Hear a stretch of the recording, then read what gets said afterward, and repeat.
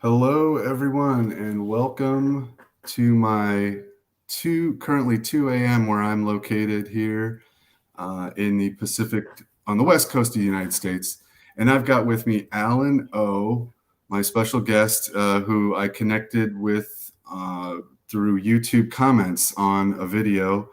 It was Exploring Tartaria's video about the past millennialism, and we just got to talking a lot, and he decided, I asked him to come on the show and talk to me about the theology of what he, because he has a lot of knowledge regarding China and Asia and as well. And so I'm going to go ahead and just kind of turn it over to Allan right now, and he's going to give us some background on his knowledge to kind of set the foundation for us so that we understand, everything, kind of everything after that. So go ahead, Allan.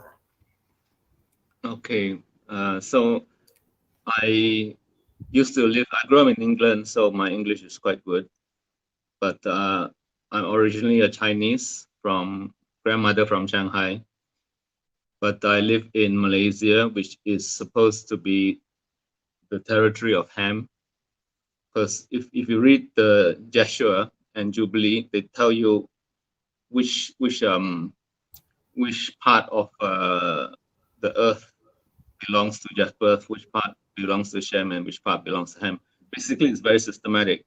The north part, the northerners, the Nordic, the Northumbrian, take the place in the north, which is marked by the Great Wall of China. Everything above the Great Wall is for Japheth. Okay. And we never built the wall against Ham because the red people are much fiercer. And then if in the Bible it says God planted Eden in the east, right? So I know a lot of people think it's the North Pole, but it is not logical because the Bible says east, right? So why are you guys saying the North Pole? And North Pole you can't survive; it's full of ice, Right. Okay. So we'll talk about that. Yeah. But yeah. Okay. Go ahead. Yep. Just because there's a 4 rivers there, but I don't know whether it's real or not because it's covered in ice. How can you see the 4 rivers? Then all the names, right? All the names of the people in the Bible and the places in the Bible sounds similar to what it is now. The ancient names are still there right now. For example, Japheth. If you say it fast, it sounds like Japheth. There's a place called Japheth. Can you guess it? Take a guess. Where do you think it is? Well, Japan, right? Yeah, that's right. Correct. Yeah. Yeah. Oh, I thought you said that. Well, I mean, yeah, it sounds exactly like it when you said it that way. Yeah, because Japheth, and Japan is north of the Great Wall, and it's in the east. Everybody wants to stay in the east because that's where Eden is. They want to be near the origin because everything originated in the east in Eden. So nothing departed further than Eden, So everything happened around Eden. So why is the Bible, the interpretation of all the pastors in the Bible saying it's in Israel, it's east? So Israel sounds like east as well. Yeah. Okay, go ahead. Sorry, I don't want to interrupt. Go ahead. Why are they saying it's so far away, and then nobody talks about China? You never hear any pastor, any interpretation talk about China. They say, "Oh, it's the Noah's family," and Shem's family is as if Noah has another family. Japheth, Shem, and Ham is already his family, and Noah started another family. So everything happened around there. It didn't go further away. So the people, the Jews, right, the chosen people of God, the beloved people, is actually I don't think you won't like it. No, you can say it. It's fine. It's the Chinese Okay. and the Indians. Okay. The white Indians, not the black Indians, because the black Indians are the children of Ham. Okay. So, I'm very interested in this. Sorry, I just want to interrupt really fast. The reason I am so interested in this is because there's many different groups out there right now claiming that they are the real Israelites. There's black people saying they're the real, Israelites. You also have the Caucasians and whites and Europeans saying they're the real Israelites. And now what you're saying is potentially the Chinese would potentially be the real Israelites, or I mean, you're saying they're the line of Shem, right? So all Asians kind of are from Shem. Is that correct? In your in your theology or your worldview, let's call it. And that's fine. I mean, I'm not gonna, because everything's been so hidden from us that virtually anyone could have claim to that, but I have actually come across evidence that what you're saying is accurate, and I came across that evidence before we ever talked, and so that is why I'm so interested in this. Okay, so now I'm going to let you continue. So you see, this one is the flat Earth. This Yes. Your emblem, the emblem that belongs to, I got from the Americans or the British. Sure. Okay. The red is the red people. The white is the Chinese. We are the white people. Okay. And the blue is the Ham people. You see, the blue has stars on it, which is the dome. The stars is on the dome. Right. The blue dome. And then okay. You see this bullseye target practice. This is all your signs and symbols, which your ancestors mark it on, so that you can remember what's going on. Okay. Yeah. And as well as the buildings themselves being built to represent like a model of the Earth or something like that. Yeah. And you see this guy. Yeah, Captain America. Sure. There's so much facts from this picture alone. Sure. Well, his shield, I guess, right? Yeah. Look at his shield, the flat Earth. Right. But the color is wrong. Mm-hmm. Yeah. The outer ring should be blue. The inner ring is correct. Gotcha. Okay. His A up there on his forehead, and the star on his heart. Mm-hmm.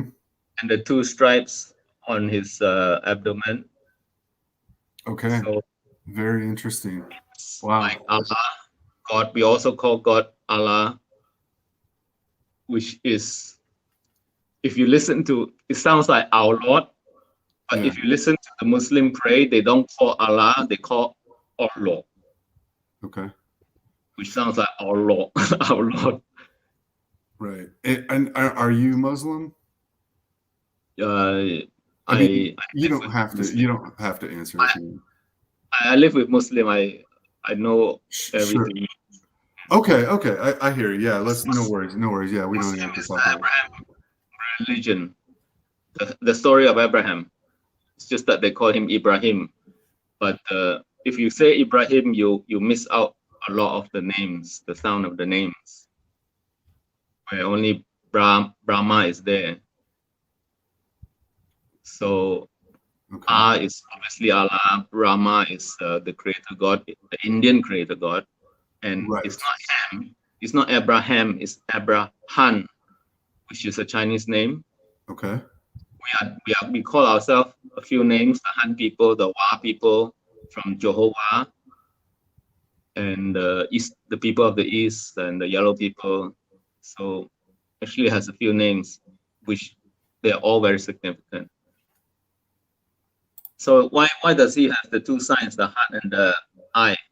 Did you know the most mentioned part of organ in the Bible is, number 1 is the eye, number 2 is the heart, number 3 is the hand. So you can search this all out in the internet anyway. Okay, I'm sorry. Can you repeat that one more time? There was a spammer in the chat that I had to ban. Oh, there's a second one now. Let me hang on. Yeah, there's these bots that come in. I apologize. I'm banning them right now. Okay. Yeah. Can you repeat? Sorry, repeat what you just told me. The most frequent mentioned body part in the Bible, number 1 is eye. Okay. Number 2 is heart. Number 3 is head. Right. Yeah. Okay. Yeah. Definitely. The heart is mentioned. Yeah. That's why it's the A on the forehead and the star on the heart. And this A, everybody, like the Indians have a full stop here. Yes. It's a significance. It's not the evil eye. We call it the heavenly eye. You know? Okay. So, yeah, go ahead. Keep going. Sorry. So I think we should start on the name of God. Like some common names that you have is like Jehovah, Yahweh, Prince of Peace, King of Kings, the beautiful, you're beautiful, you're mighty, you know. Yeah. But you don't realize that a lot of these names are Chinese words. There are so many words the English people are using that Chinese are also using. Same meaning, same sound. Mm-hmm. Unlike the Finnish people and the Japanese, they got loose. Most of the sounds are same, but different meaning. But Chinese and English, same meaning, same sound. But we also have a few more of our own words, which you don't have, you know. So like way, you know, Frank Sinatra said, "I did it my way." That is the name of God, Yahweh. And then Jehovah, we've got so many Joes and we've got so many Wahs and we've got so many way words, you know. Yeah, a lot of the same sounds.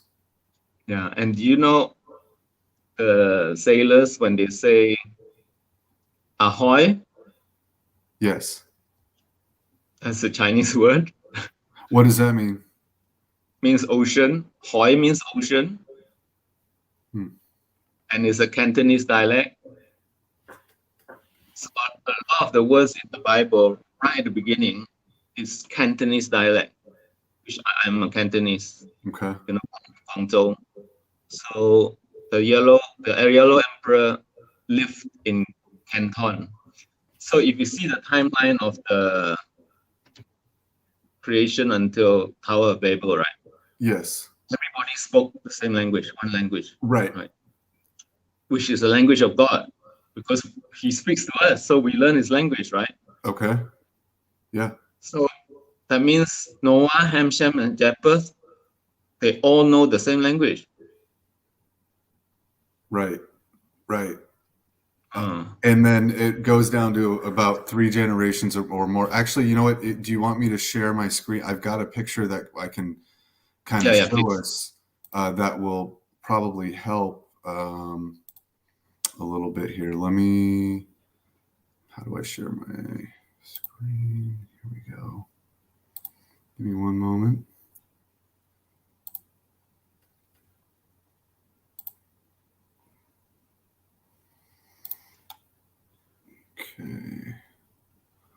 Okay, let me pull up the picture.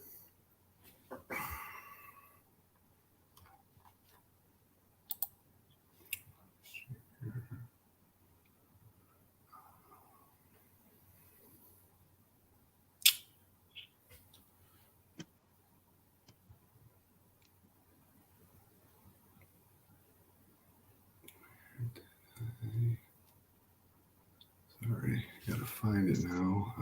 So since they all spoke the same language, right? Right. That is why there's so much similarities between our languages. Yeah. Shoot. Well, what the heck did I? Okay, sorry. I must have. I apologize. I'm just looking for. Here we go. This is what I'm looking for right here. Timeline. Okay, so this image right here, I found this. I was researching along these lines a few months ago, And so this was well before I even ever talked to you. And this is why I was so interested to talk to you tonight, because this right here shows exactly what you are saying, basically. Okay. And also the way that it has an old world feel to it, this book. I was just randomly kind of searching images on the internet. I wanted to know the genealogy of the forefather. Like, also, I like the idea of the forefathers, Noah and the three sons being the forefathers from the video that you had made. I liked that idea that was in that video that you made, but you know, that's where the word forefathers come from. Do you still think that that's? Are you seeing my screen right now? I'm sorry. Yeah, I can see you. You are great. Okay. If you want, it's no problem. So right here we have Noah, and down here at the bottom of the tree, as they show it here, and then off to the left it says Europa, and that's Japheth, or yeah, Japheth, and then you have up to the middle is Asia, as you're saying, and that's Sem or Shem, and then off to the right they show Africa, and that would be Ham, just like you said. Yeah, they didn't go so far because there's not so many people. Yeah. You know, if you only have 1 million people and you go across the other side of the globe, you never see them again. So, and everybody wants to hang around Eden, you know, who wants to go to this place, you know. Yeah, and we'll talk about where Eden might have been located, where Jerusalem might have been located. Over on this side of the page, they do show the Shem, and then it goes down through Arphaxad, Salah, and then Eber, and then we have over to the left Peleg. And then in the Bible it says, in the days of Peleg is named Peleg because in his day was the earth divided. Yeah. And I believe that's what we're talking about, the Tower of Babel, when God divided them and changed the language at that point. Do you think that's the case also? Yeah, that's right. With Peleg. Before this, we need to ask a lot of questions that nobody asked or nobody dared to ask, you know, rather than just go on into all the story and the Bible story. We need to ask a lot of stuff like, is it one day, and was Adam created as a man or as a baby? And was he created in the 6th day? No, he wasn't. He was created on the 3rd day. Mm-hmm. So a lot of these things we need to address first. Start at the beginning in the name of God, rather than go so far. I can tell you everything right now. I know where Eden is, what Tower of Babel is, the 12 tribes is, the land or the languages. Okay. But if you want to know, I can tell you, but then you might have a shock, you know. Yeah, no, I'm ready to be shocked. I mean, I've been considering. So just before I move on, I'll tell you that there's been talk of many locations for the real, you know, location of Israel and Jerusalem, and one of them has been discussed: the Southwest United States, the Las Vegas area, and also the Grand Canyon being the former Mount of Olives, which was split in half from north to south. And that's what they escaped through during Armageddon. But then there's also evidence in terms of the scripture that the actual center of the flat earth would be that location of the real Jerusalem. But I've also considered the Himalayan region as being it, because it's very mountainous and there's a lot of, just like you said, I mean, I've just got so much to show you right here, and that just kind of supports what you're saying, actually, to be honest. I mean, so I'm not really that shocked by what you're saying. So audience ready to receive it, or else they'll quit and switch off. You get less followers. Yeah. So are you able to see the map on the screen right now? No, I'm just seeing your web page. I can't see a timeline or family tree. Or you're not seeing anything. I'm sorry. I'm so sorry. I thought I was in the mirror. Oh, that's all you're seeing. Oh, did I get the wrong camera? Darn it. Give me 1 second here. Can't believe I did that. I'm so sorry about that, man. Just 1 minute. I'll switch off.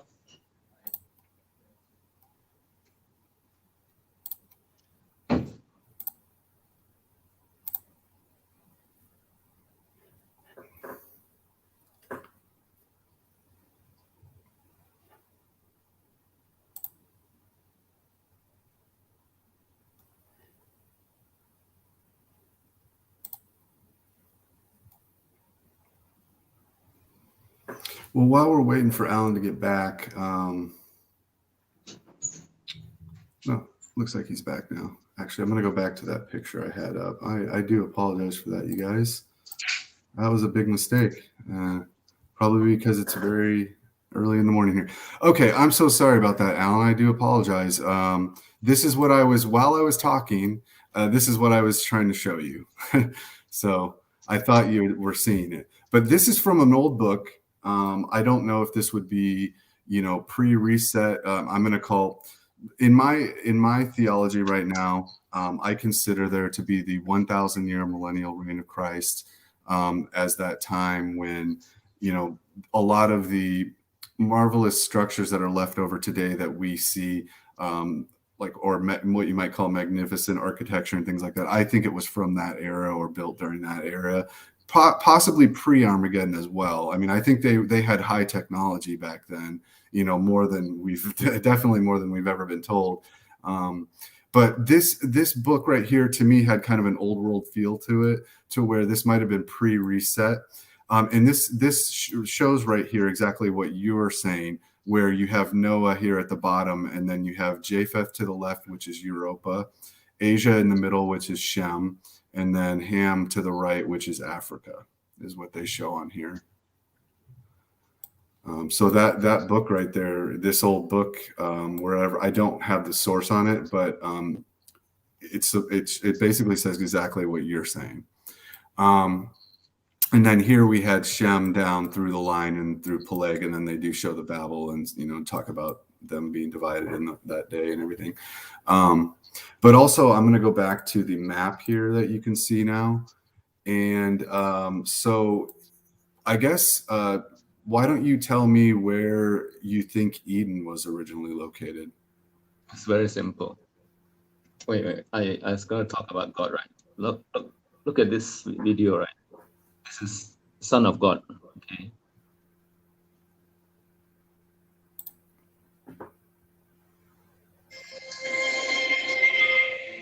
Oh, shit. Okay, I can see it. Yeah, I can see it.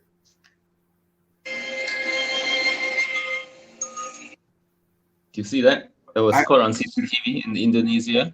An angel landed in the airport. Yeah. Does the angel land, and then what does it do? Does it they just see a picture of it? It fell down, and his glowing body was, as he came down to land, you can see the reflection on the floor. You can find it on YouTube, actually. I got this from YouTube. Yeah, I've seen those kind of videos before. No, so this is how God looked like, because he's the Son of God, isn't it? He's the angel, is the Son of God. I do believe that angels are what's referred to as the sons of God. Yeah, in the Bible, because Job supports that when you look at Job. And so are we, right? We are the Son of God. Right. Well, we are in the image of God. Right. We're made in the image of God, right? But we're not sons of God in terms of being angels. Let me finish. You see this guy, he's glowing, right? Okay. It's transfiguration. So is that why we don't have hair? Because we're supposed to glow? Why does all the animals have so much hair and so much, the lizards have so much hard skin, and we don't have any hair? I mean, we do have, but it's useless, Can't protect us from the cold, because we are supposed to glow. As soon as Adam and Eve ate the mushroom or the fruit, they stopped glowing, or their genetics was changed. Okay. I can definitely see something like that being real. Yeah, because yeah, sure. We should look like that. Yeah, we're supposed to be in the image of God. Well, definitely. You look in the mirror, you see exactly the same thing. Yeah, and before Jesus was crucified, he went up on the Mount of Olivet or Olives, and he spoke with Moses and Elijah. And he was in, and they said he was in his form, in his light, like basically his light body at the time. He showed his apostles his true self, I guess you could say. It wasn't his human flesh anymore. They could actually see his glorified body, is what I call it. I call them glorified bodies. Yeah, his original body. Yeah. Now, so, and it didn't only happen to Jesus, it happened to Moses when he went to get the 10 commandments and he fasted 80 days. Yep. And it says their face was showing, I guess, or shown, I think is how it calls it, which means it's glowing, basically. Yeah, the clothes was white as the glowing light. Mm-hmm. It's all over the Bible. Sure. So this is something I want to establish, that no pastor, no preacher has ever said, so we need to reinforce this foundation that we are supposed to glow. That's why we got no hair.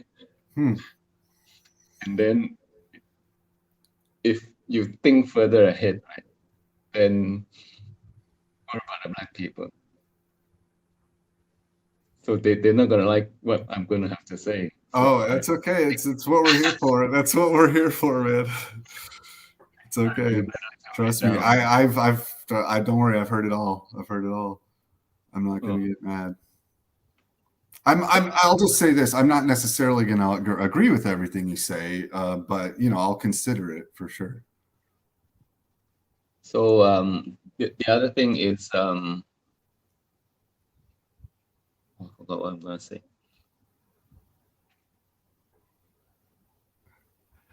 Well, here, let me show the map again on the screen here. And it is because I've got basically China and India kind of here in the picture on Google Maps right now, with kind of the Tibet. And so what would be the region that you would say is the region of Eden? Oh, it's simple. Shaolin. Shaolin. Yeah. Shaolin means the small little garden with the 2 trees, the small forest. Okay. Lin is written like this, with the 2 trees. Okay. Yeah, let me pull it on the screen. Okay, I see that. Yep. The 2 trees. I see that. And this word at the top is the sun on the cross. That square is the sun, the not the baby sun, but the bright sun on the cross. And that is pronounced Joe. Like Joe Biden is Joe. Joe. Cantonese, not Mandarin, it's Cantonese, right? Okay. The 2 tree is called Lin. That's why it's Shaolin. Okay. There's a place called Shaolin in northern India, and then there's one obviously in Tibet, right? Shaolin Temple. Shaolin, where they learn the Kung Fu. Right, the Shaolin Temple, right? Yeah. There was another one in India somewhere, but well, wait. Oh, here it is. It's way over here in China. Okay, so you're saying the Eden is actually way over here to the east, near the ocean, actually. No, it's right in the middle. It's right in the middle, China. Right. If you're Chinese, right, you will understand immediately.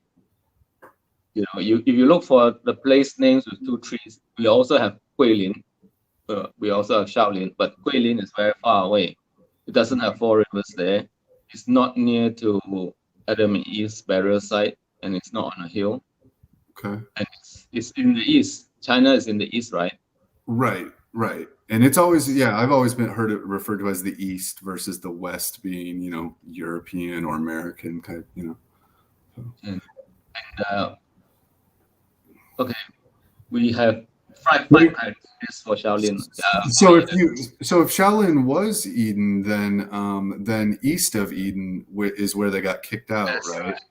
That's right. So that would be somewhere around what, Shangui or area, or something like that. Okay. Cain doesn't exist anymore, so it's not important. So the five criteria for Eden, right? One is on the east. Okay. You need to have two trees: tree of life and tree of knowledge. Right. 3, it needs to have 4 rivers. 4, it needs to have Adam and Eve nearby. And 5, it needs to be on a hill because water flows downwards, right? 4 rivers have to flow downwards. So if you know the history of China, right, the most important, we've got 5 sacred mountains. 5 is also a sacred number because 1 to 9, 5 is the middle. And God is the middle one. You see the Ark of the Covenant. He sits in the middle with 2 angels on the side. Okay. So everything is middle. Yeah. I've often thought of the number 7 as being like a holy number because it's just in the Bible. It is a holy number, but so is 1, 2, 3, 5, 7, 9. Okay. All the odd numbers except 2 is also a holy number. Okay. And 4, 6, 8 is the earthly number. Okay. Yeah. Interesting. So it's not only one number; it's a lot, you know. And that's why Muslims pray 5 times a day. You have the 5-leaf clover. We have Jubilee, which is 5, and lots of examples of 5. You know. Yeah. When is the Chinese New Year? This year is on 1st of February. Of which month? February. 1st of February. Okay, that's interesting. We call it the Passover because I've been thinking lately about in American dating system. I guess we use the Gregorian calendar currently, but it's off by 2. So Sept is 7, but it's the 9th month in our current system. And then Oct is, so Sept, Oct is 8, and Nov is 9, which is November. So it's off by 2. It's ahead by 2 for some reason. So that would put March 1st as the real, in my opinion, as the real start of the new year, I guess. No, it's not fixed. It keeps changing because we follow the lunar cycle. Okay. I've also been thinking about the years of being 365 days, but then right now we have a leap year, which is every 4 years, and it makes it 366 days.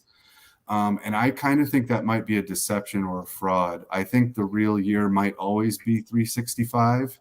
And this leap year thing they're doing is kind of throwing us off over time, like throwing our internal clock off on purpose, a deception of Satan, basically.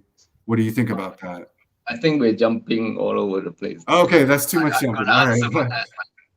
We're going far off. Oh, no problem, man. No problem. So what would you like to talk about next then? Just answer your question, right? There was a system of 10 and 12. Before the flood, it was only 10 months a year. But why? I think when Jesus was born, it became 12. Before that, it was still 10, because Julius Caesar and Augustus, the Ottoman, August, put their names in, and they live in Jesus' time, 70 AD. Okay. So the change of the dates, that means the sun spin further out, the ice wall melted further out. Exposing certain land like Australia. That's why it's so empty. It's got no ancient monuments there. So if you read the story of Noah, he says on the 1st of the 10th month, he landed, the boat landed on the hill, and they celebrated, and then they only came out on the 17th of the 2nd month, which is 2 months later if you you have 10 months a year. If you have Yeah. 12 months a year, it'll be 4 months later. So why would they be inside for another 4 months? You know. Okay. And yeah, so that's why I told you there's a system of 10 and 12 in the Chinese system, which is 5 and 5. So now that we finish talking about God's name and how he looked like, maybe we can go into creation. Sure. Like the creation was let there be light, right? But 5 elements is fire, water, earth, wood, and gold. But that one is also been mixed up and confused and deceived by Satan because there's something missing. Air is missing. But if you look at the Indians also have 5 elements, and they have air. We don't have air. Actually, feng shui, feng means air. Actually, it means wind, but it means air. So the 5 elements should be fire. Let there be light. First day. It's very simple, very systematic. First day only one thing, light. Second day 2 things. Third day 3 things. Second day was air and water. Yeah, the firmament and the water and all that. The third day was land, plants, and human being. So if you read Genesis chapter 1, it's a summary, right? And you go to Genesis chapter 2, lots of people, why did you created the world twice, So stupid. One look at it, I can say. And there were no plants on the earth, right? And there were no farmer. We also call Adam farmer. There's no farmer to till the land. So he took earth and created Adam. So Adam was created on the third day because that time there was no plants. I mean that day, third day, God created plants. Yeah. Right. Do you think Adam being the first man? Now in the Bible, you've got I think Genesis 1 and then Genesis 6, and it's kind of like two different accounts of creation, where he creates mankind in his image, but then he creates Adam, the man, from the dust or from the dirt, as you said. So I know Genesis 1 says he created Adam and Eve on the 6th day, but then if you go back and see Moses talk in detail, then it is not. It's just that Adam was created, but Adam was not mentioned. It says the man. Okay. And Moses taught about that? Yeah, it's Moses wrote Genesis now. Right. Well, right. Moses did write Genesis, yeah. So if afterwards you go back and read, you will realize, oh shit, it's correct, The man was created on the third day.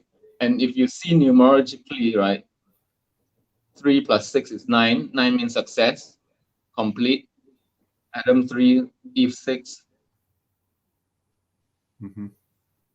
And then did you know when we are born, God put a star above our head? I did not know that, no. That's why Jesus, they follow the star. Okay. So he puts a star above our head in the firmament, or does he put it like directly above our head? Obviously, it's not the universe.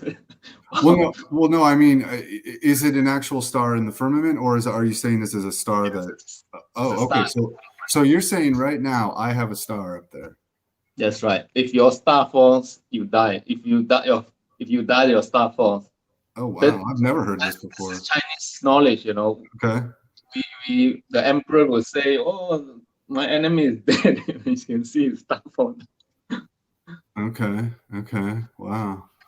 Elvis sang a song, "Flaming Star." This kept behind me, my flaming star over my shoulder. So this is your tradition. You guys know it as well, but what happened? You lost all your. Oh, we definitely lost all our knowledge, man. Like, trust me, my family, I can't barely even trace my family lineage back very far. I'm in the United States, and I mean, I'm only probably a fifth or sixth generation American, maybe probably six generations. I don't even know. I'd have to go back and look. But, once they get back to my European roots, it's like it just disappears. My whole, I mean, you can go over there and find people with my last name, and I know they're related to me somehow, but I can't go very far back. You know what I mean? Like, I'm sure, like, I guess probably in your family history, you could probably go back further, I'm assuming. Yeah. But there was a big reset. There was like a major reset on Earth. And I think that's when everything got kind of erased. And they've been trying to erase everything ever since then. And I do think that's what all the wars have been about and everything. So, do you mind if I show you something right now, or did you want to talk further about? Sure, you can need to continue about creation. Do you want to keep continuing on that? I've got plenty of time. So. Show me. Okay. Well, what I want to show you is it's an image of that I actually created. Now, let me locate it. Sorry. I've got a lot open here. I apologize. Okay, timeline. Here we go. Okay, now let me put it up on the screen for us. Yeah, okay. Okay, so I made this because once I came into this new Christian theology of past millennialism, basically when you look at the Bible, it really just shows you beyond a shadow of a doubt that Jesus promised he was coming back in that generation. He was not going to wait 2,000 years to come back. He was going to come back soon. And he said it many times, and all the old prophets talked about it as well. And they called it the day of the Lord. They said it was going to be terrible. They said it was going to be the worst day ever on earth, that ever was and ever will be. And it all fits together. You can kind of go back and watch some of my other videos and see some of that. And I'm in the process of making new ones as well. But I did create this timeline. And basically what it shows here is where I believe that we really are in time. I do think we are near the end of the end of time, near Judgment Day. Because based on when you read the Bible and you put Revelations 20 verse 8 and factor it in, what we have back here is we have the short life of Jesus, which I'm just going to say it's 35 years, let's say. And then you have that short period of time between when he dies, he's resurrected, he goes to heaven, and then he comes back eventually for Armageddon in all his glory in the clouds with his army, and basically you have that 7-year tribulation period. The mark of the beast happens during then. All that stuff happens back then, right? And then you have the 1,000-year period, which is the 1,000 years reign of Christ on earth. Satan is bound in the abyss during that time. And that's why I think so much could be done on earth for good at that point, where I think a lot of these maybe buildings that we see now that we're like, how did they even do that? It's like, I do think a lot of that stuff was built during this 1,000 years. And that's also what they lied to us and tell us was the dark ages. And it was just such a terrible time. And nothing was ever written down because they've already burned, tried to hide and burn everything and get rid of all the evidence, right, of its existence. And then after that, you have the Satan has to be loosed after the 1,000 years is complete. You also have what the Bible says is the rest of the dead are not, basically don't live again until the 1,000 years is complete. And I don't really know what that means, but there's some kind of either resurrection of the rest of the people, because the saints are resurrected right away at the beginning of 1,000 years, and they get to rule with Jesus as priests, basically, and judges on earth. And then this last 335-year period is basically the end of time. This is the last 335 years before Judgment Day. And essentially, I would estimate that we're about 300 years, potentially anywhere from 250 to 300 years from the loosing of Satan right now. So he's had 250 to 300 years to lie to us, to cover everything up, to do all the evil things, to have all of his secret societies and everybody controlling everything for him. So that's a long time to get a lot done to get us to where we're at now. And then, so I do think that we're probably roughly, and where does this last 335 years? Well, it comes from Daniel's prophecy in Daniel chapter 12, where he speaks of, he talks about from when the abomination of desolation is set up in the temple after it's destroyed, when the daily, he says, from when the daily sacrifice is taken away, and the abomination of desolation is set up, there's 1290 days and then 1335 days, and blessed is he who makes it to the 1335. So you have this distinction between the last 290 year period and then the last 45 year period, and I don't know why that's such. My theory on that is just that maybe this last 45 years is just this is when we get the wake-up call or something, like, and I think maybe we've already hit that point. So I drew this red circle just saying, we're somewhere in this period of time right here. So I just wanted to share that with you as far as timeline. I already know what you're talking about. But before we go into, if you want to understand history or understand anything, you must start at the beginning. You cannot go to, I want to research King Arthur, you got to start from the beginning. A lot of the things that you say, right, is jumping everywhere, and you just get more and more confused. We need to start at the beginning. For example, you say, we don't have any of these things that I have, because God promised Abraham, which is the father of the Chinese people, your kingdom will never end. That's why we still have all this stuff, but your kingdom ended. So when you ended, you start again, you lose all your records.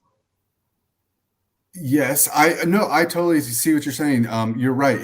Because the Bible promised that when his kingdom was set up, that it was going to be an everlasting kingdom. It was never going to end. And so I've already actually addressed that particular question. What I'm talking about is for Abraham, not for Jesus. Oh, for Abraham. I'm sorry. Okay, yeah, right. His everlasting covenant, his covenant. One of the 7 promises of Abraham, which is his words is forever, is still today, right? Is correct. Your kingdom will never end, and everybody knows Chinese kingdom never ended. I mean, all Chinese know. I don't know whether you know. No, I don't know. So thank you for telling me. We will have records all the way to Adam and Eve, right? That means our kingdom never ended. Okay. Records, not reading in the book. Records. I mean, Adam and Eve's mausoleum, you can still go there and see it. And he is wearing a clothes of fig leaf.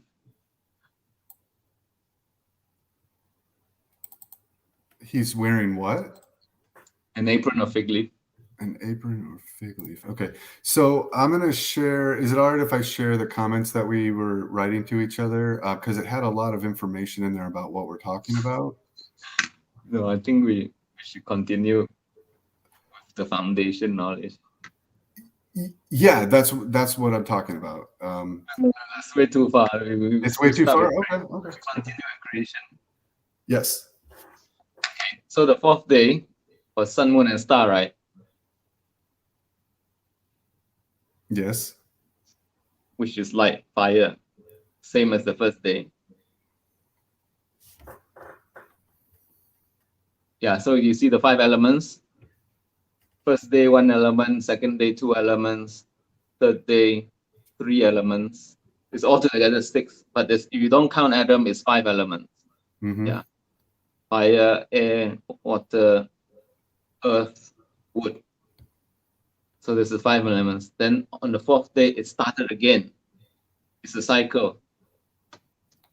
So we all Chinese know that 5 elements is a cycle. So the goal is out of place. When the first time I heard about the 5 elements, gold is way out of place. so it shouldn't be there. But now I understand gold describes Adam because he has a golden body. So it starts again. Fourth day is sun, moon, and star. You see, Adam was born on the third day, and God put the star on top of him. Okay. You see, even the Chinese writing. But if you can understand Chinese writing, if I show the Chinese writing, all the Chinese will, oh my God, yes, what is our ancestors left for us?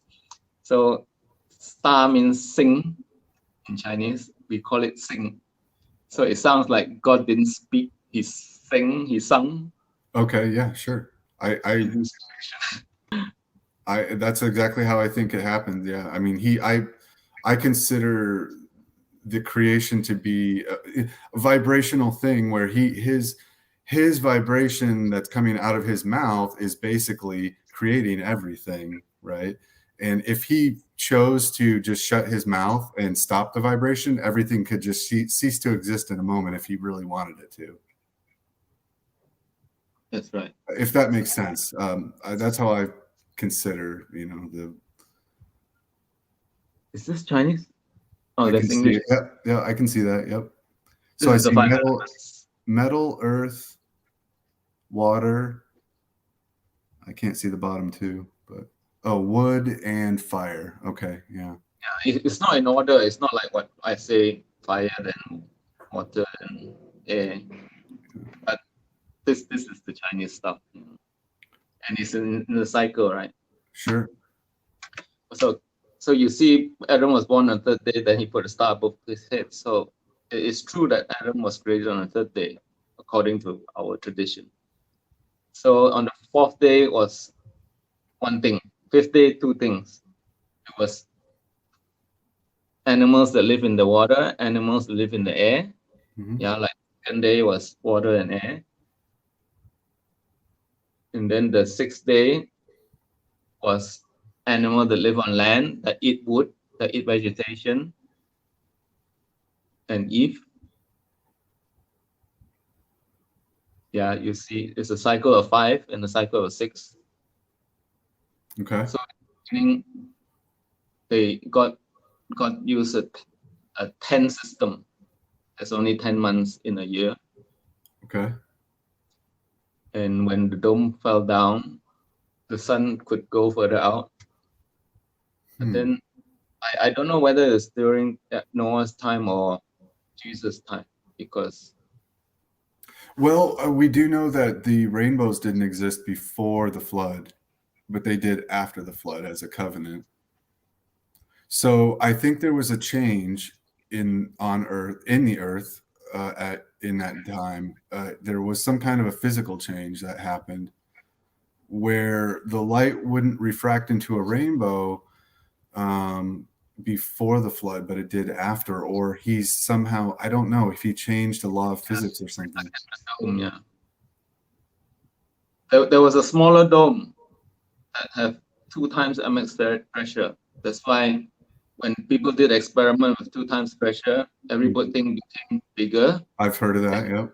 Wounds heal, gangrenous leg would go back, and tomato plants would be as big as a factory. Mm-hmm. Yeah, when you increase the pressure and you also increase the oxygen levels and like carbon dioxide levels, basically, yeah, everything just grows like crazy. It's like way bigger. I've seen that before. Yeah. So the dome, but it was mentioned that there are 12 months in the Old Testament, but not before the flood. So that means, it must be 12. But then why didn't they name it? They added the 2 months during Jesus' time. It is interesting, yeah. I mean, you have the sept 7, oct 8, nov 9, dec is 10. Yeah. So the time was also 5. You only have 5 watches of the night. Now you have 6 watches of the night, which is 12 hours. Mm-hmm. It starts at 7 to 7. That's why that thing is called a watch. The thing we wear on our wrist is called a watch. So according to Chinese, we long ago the fifth hour is called the final hour. That's why five is very important. We always use 5. Okay. So that's the creation, and I see. according to Chinese legend, Adam and Eve was created as a baby. Because why would, it's the cutest. You got children, you know that the cutest. Why would God miss such a cute time of Sure. their So, life? so the Bible doesn't describe him as a baby, but you're saying in Chinese, The interpretation of the pastors never says a baby, right? but logically, we, Sure. I mean, I have no problem with that. Yeah, either way, really. I mean, God can do whatever he wants, really. So if he wants to create a baby or not, but yeah, I can see what you're saying too. Of, hey, isn't it nice to, if you're gonna create some, a being in your image, your own image, wouldn't you want it to experience its childhood as well as its adulthood? Probably so. Yeah, and a lot of people will complain.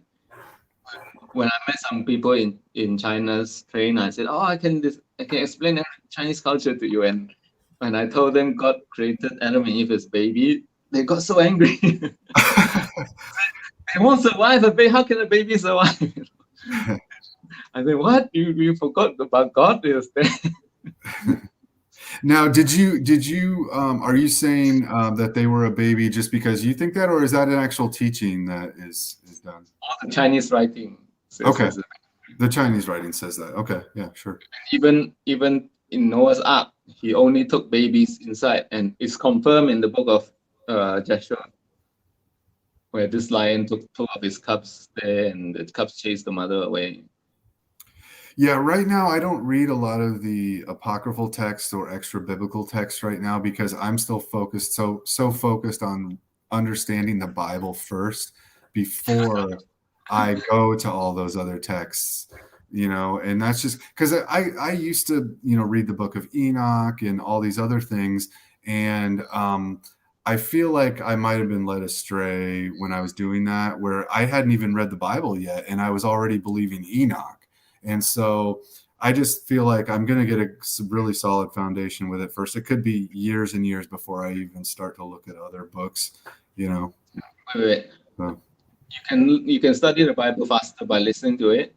I've got audio I can send to you, or you can buy online. Oh no, I do that. I already do that. Yeah. I listen to it for free on YouTube all the time. Sure. There's a pastor in Korea said, "Oh, this guy has read the Bible 100 times." I've listened to it 1,000 times. I find that you retain more when you read, though. You do retain, I feel like, more when you read it, though. Sometimes when you're listening, you don't always pay full attention to it. So. Yeah, you can go back and check, but the Bible says wisdom comes from listening to the word, but it didn't say it comes from reading the word. Oh, that's interesting. Okay, I never heard that one before.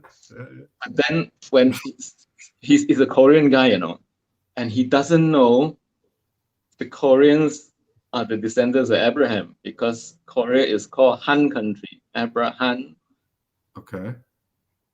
And he's supposed to be so wise, and he cannot see that all the names in the Bible is in Asia.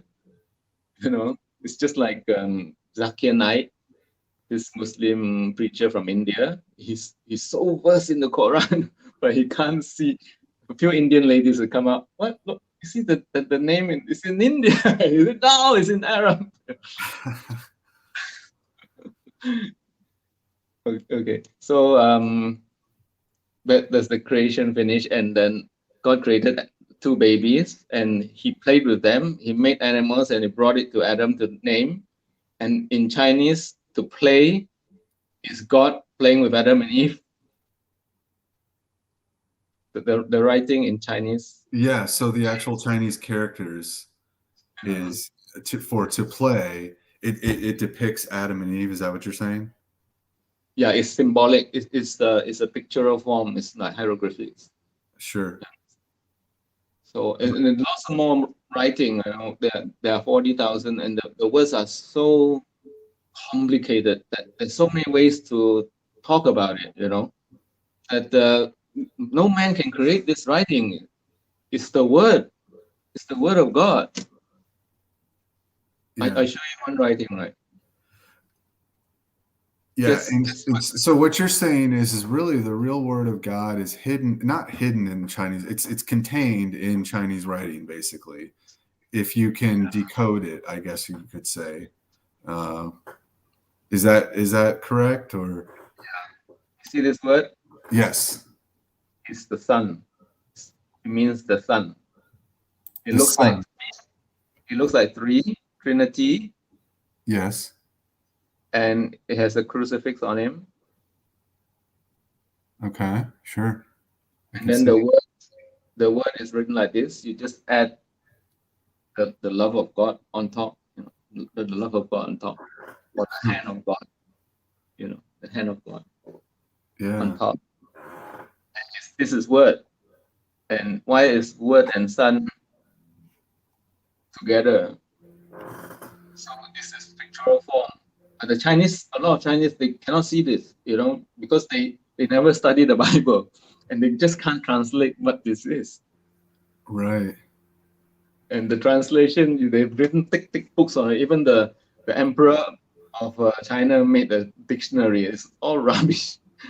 If you don't if you don't take Chinese writing and the Bible side by side and say in the beginning was the word and the word was God and the word is God, then you can't guess what this meaning, what the thing is. The son of heaven, the sun. Sure. Yeah, that's So fascinating. I mean, like I said, I know nothing about the Chinese language or Asian culture really. I mean, I'm don't know a lot. So it's nice to have somebody like you here to share it all with us, to try to decode some of this stuff. Yeah. the other thing is, right, if you read the book of Joshua, it complements Genesis. For example, Noah built the ark, right? And it says he was 500 years and 600 years the flood came. Then you think he built it. Took him 100 years. God, why are you so slow? But in the book of Joshua, it tells you it took it 5 years. Well, If you don't, Joshua is removed. It's removed by King James. King James wrote the compiled King James Bible, the current Bible. right. Or they discovered it in Calcutta, in India, only in the 19th century. That's why it wasn't put in, because King James lived in the 16th century.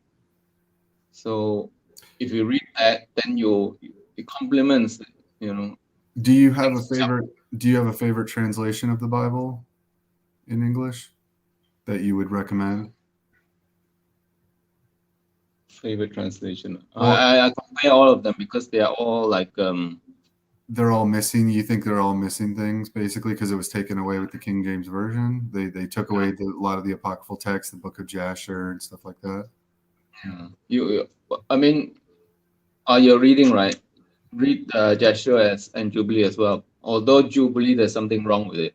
It says that the tribe of Judah killed Enoch, and Enoch all died. But in Joshua, they say Joshua, Jacob and Enoch became enemies. They were brothers. Mm-hmm. They are brothers of Isaac. So Jacob is Israel. His name changed later, isn't it? Right. Esau was the eldest brother, and Jacob was the younger brother.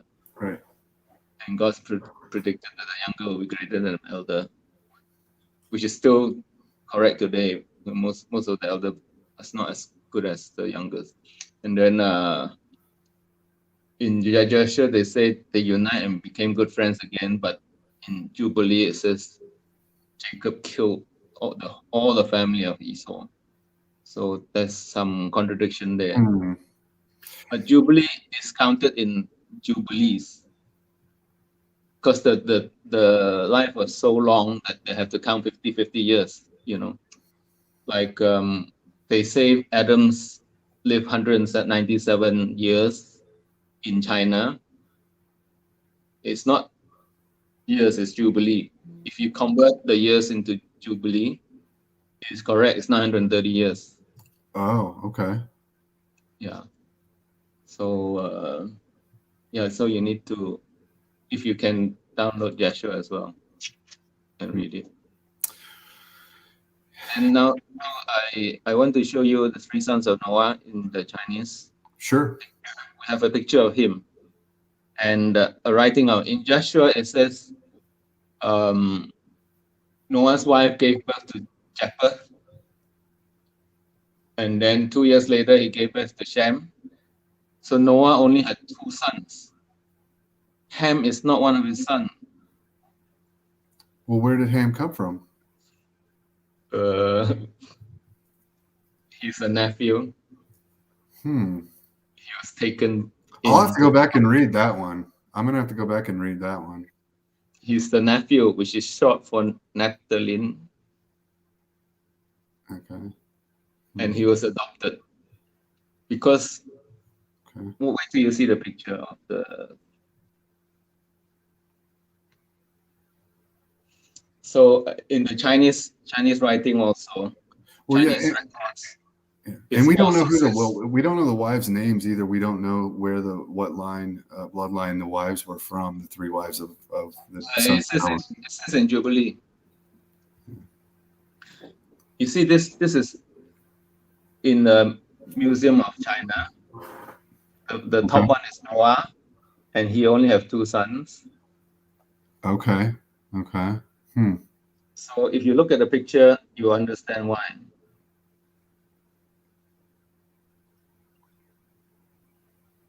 This is Noah's 3 sons, the three patriarchs in the boat. Okay. The red one is Santa Claus. You see, Santa is all in red. Right. I see that. So your and that's Japheth. That's Japheth, right? Yeah. Your royalty color is red because it follows the rainbow. Elder son, top color. Middle son, middle color.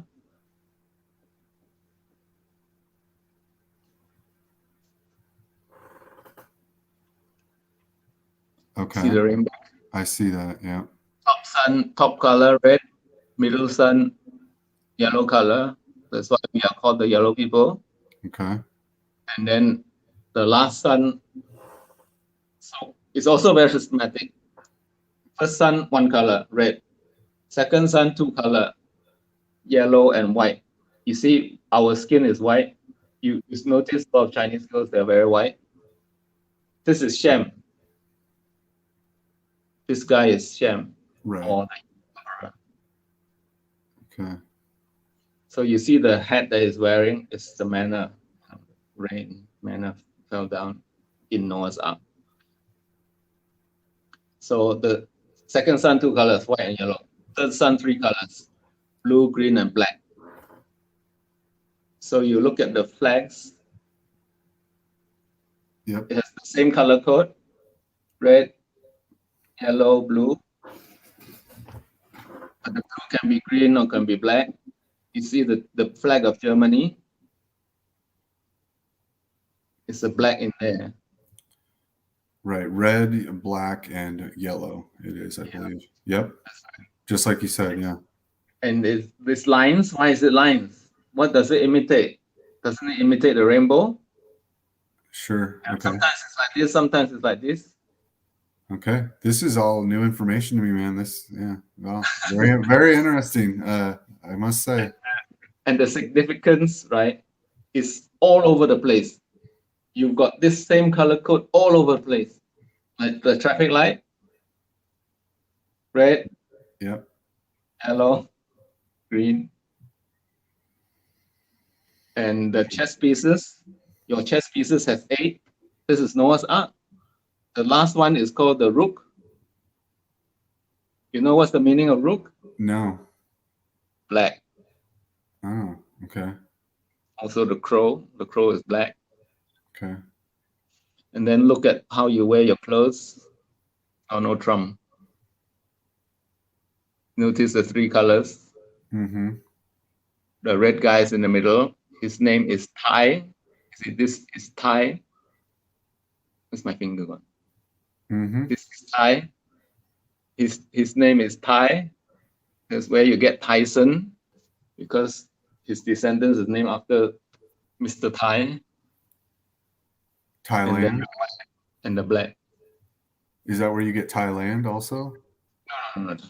No. Thailand belongs. Your territory is above in the north. Thailand is in the south. Oh, okay. Okay. It belongs to Rama. You go to the temples there. It says it's the king of Rama. The king is called King Rama, which is Ham. They don't call him Ham. They call him Ram. You know, the sheep.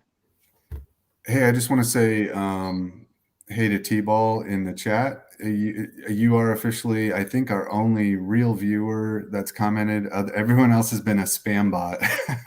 So welcome to T-Ball, and thanks for your comments.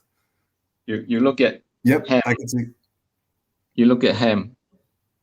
Can you have a black child?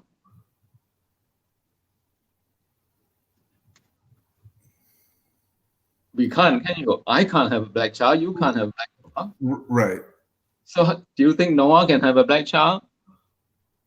That's why he has. Well, if he can have a red child and a yellow child or a white child, I guess. I mean, wouldn't that be a difference? You try and have a black child. Let me know.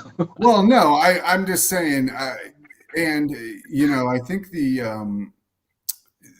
I was just reading the other day in the book of. Let me finish. I think it was Jeremiah, and they were referring to the Ethiopians. And they said, can an Ethiopian change its skin like the leopard can take its spots away? And they said, of course it can't, right? You know, but they didn't say they were black. See, the thing about me right now is I'm trying to figure everything out of what we've been lied to about.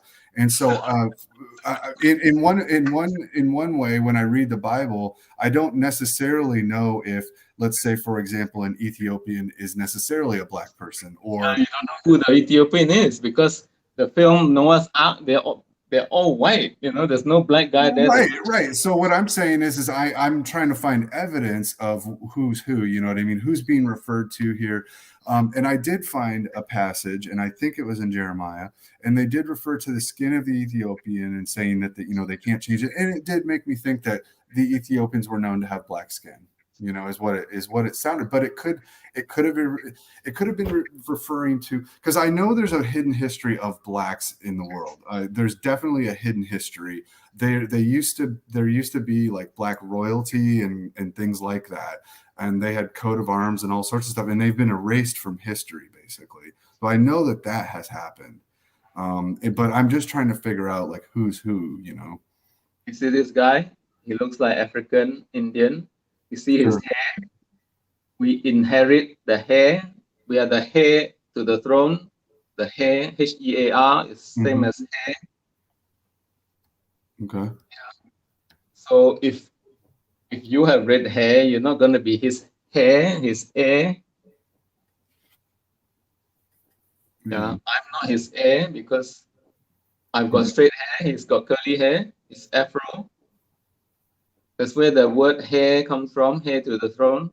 Heir to the throne. Okay. Yeah, sure. A lot of these words. And then what about patriarch? This is the three patriarchs. These are the three patriarchs. They were in Noah's Ark. So it's called the three papa in the Ark. Yeah, three papa. And did you also do you think the word forefathers comes from the forefathers of Noah and his three sons? Of course. Okay. Nowhere else. There's only one story. Is there another flood? So I just found that interesting too, because I never heard that before about the forefathers. I think that's pretty cool. So it's only three, but then rather than saying 3 and 4 and 8, we Chinese, when we refer to the 8 immortals, it's only 8. All the words are 8. Even in Turkey, where they landed, it's the city of the 8. They only say 8. They don't say 3. There's 3 of them here. It's Santa. The sun means 3. Okay.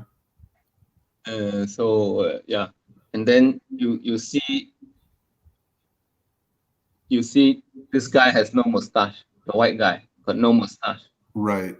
He's got less hair basically, which I guess Asians tend to He have less doesn't hair. have any hair. You know, Yeah. people in China, they don't even have hair under the armpits. Sure. And then you have the story of Jacob and Esau, and Esau was known to be very hairy. Yeah, that's right. Because we can give birth to a Caucasian and a Chinese. You look at some of you have black hair, you know, and look like Chinese Okay. because we are brothers. Okay. Yeah, the Caucasian, the Americans, and the British are brothers to the Chinese. Oh, but I mean, all the territory. I understand what you're saying. I understand what you're saying. Okay, sure. All the way to Arab, Iran. You know, Iran is named after Shem's elder son. Shem's elder son is called Elam. Mm-hmm. That's why you get Iran. It doesn't come from Aryan? No, Aryan is Arab. His last son is called A-R-R. Okay. Shem's last son is called R. You haven't seen the family tree of Shem. And then the capital of Iran is Tehran. You know Tehran? Terah is the father of Abraham. Yeah, so the father, Terah, right there. Terah is the father of Abram, yep. Yeah, so that means Abraham must have gone to Iran. He's the father of many nations, right? Right. Guess his territory. Yeah, and then you have Ishmael. You have his half brother Ishmael as well, which was a great king and had 12 princes as well. And he had his own. He even had his own covenant with God. Oh, Abraham has 3 wives. You know the second 2 wives, the second and third wife. First one is Sarah, right? Sarah is fair and beautiful, like the Chinese girls. Okay. They're white, you know, so she's Chinese. Because one of the descendants is a Levite, which is Lee. And the Levite, if you read in the book of Joshua or Jubilee, I can't remember which one, he went back to the children of the east to take a wife. He didn't stay in Egypt. Egypt is in India, right? Because the 12 of them. So Egypt is in India. That's what you're saying? Sorry. If you search Egypt, right, it tells you Mizraim. It comes from the word Mizraim. Mm-hmm. I've heard that. And Egypt right now wasn't called Egypt, right? It's called Kernet during Abraham and Moses' time. So that means they got the place wrong, and I believe that. The Freemasons purposely change everything. They name everything. Yep, definitely. I agree. Yeah. So you think the real location of Egypt would actually be India? I know exactly where it is. I know exactly where. You can't find a name Mizraim, but you can find a name Mizoram. Like Mizo, like Mesopotamia, M-E-S-O, Mesopotamia. It's just that the way the Westerners say it is not the way we say it. Like the Bible has the Indian name Nathan. We don't call it Nathan. We call it Nathan. You know. So and there's one Achan. We don't call it Achan. We call it Achan. You know, Jackie Chan. That's in his name. He's the Chan. So the Egypt is Mizoram, which is below the Seven Sisters. India has a place called Seven Sisters. Mm-hmm. And guess Moses' wife is one of the Seven Sisters. It tells you in the Bible, and then Moses ran after he killed the Egyptians. He ran away, and the Seven Sisters came to the well and fetched water, and you know, it's not so pronounced. Some Bible even miss the 7. They don't say 7. They just the sisters. So and he went into Midian, right? Yes. where Midian is. Where? I don't know. Myanmar, Okay. which is just beside Seven Sisters in India. Right. Uh-huh. We call Myanmar in Chinese Min Din. Okay. Sounds like Midian, Min Din.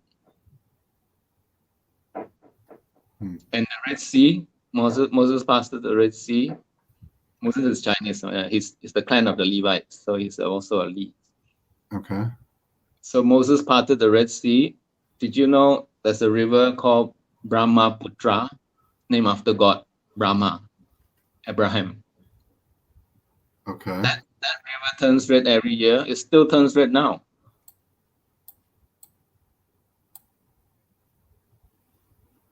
Every year during the flood because high iron content. You can search Brahma, river Brahmaputra. Yeah, there's right in the middle. Right in the small little gap. Yeah. Mizoram. Brahmaputra? Yeah, that's the river there. It's quite a big river. It comes all the way from Tibet. And would that be the Red Sea then? Yes. It's very wide. It's like a sea. Some places it's 6 miles wide. Okay. All right. Yeah. So you see how everything is connected. Mizoram is Egypt. Moses went to Min Din, which is in Myanmar. He met his wife and 7 sisters up there. You can search 7 sisters. He'll tell you where it is. And then it crossed the Red Sea. It went to Mount Zion to get the 10 Commandments.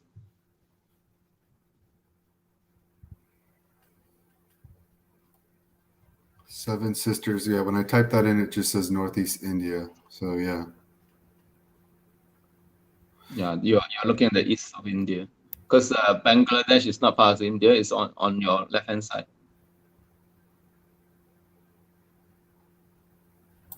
Okay, so India would have been Egypt. Now, do you... Mizoram is Egypt, not India. The whole of India belonged to Ham. Oh.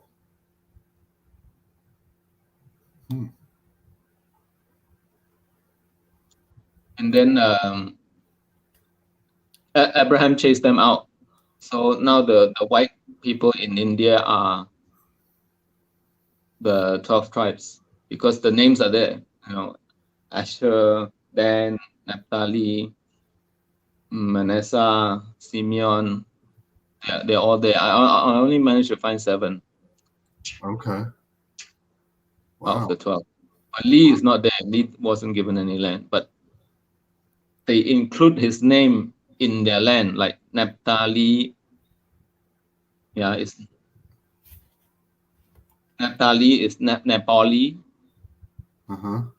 Benjamin is Bengali. You notice it's always a Lee at the end because the Lee live with them to judge them. Okay. Wow. And you all are and you're saying you're also from the clan of Lee? Is that correct? Yeah, I'm only half because my mother's. Oh, you're only half. Okay. Do you want to talk about that, your grandfather or anything of what he did or? Yeah, because all the ceremonies, right? When I'm small, you see all the ceremonies. You know, everything looks like a boat. You know, even our money looks like a boat. Your money also looks like a boat. You know, the gold ingot is a boat, but it's put upside down. You have to turn it around. It looks like a boat. It's very important to remember the boat. Noah's Ark. Oh, okay. Have you seen Chinese money? It looks like a boat. I'm not sure what you mean by it looks like a boat. Oh, by the way, Kingdom Within, I just want to say hi, man. Thanks for joining.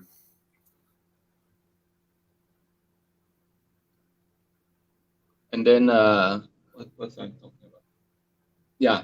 My clan, my family, I grew up with them, and you see all the rites. We write Chinese writing on our doorposts.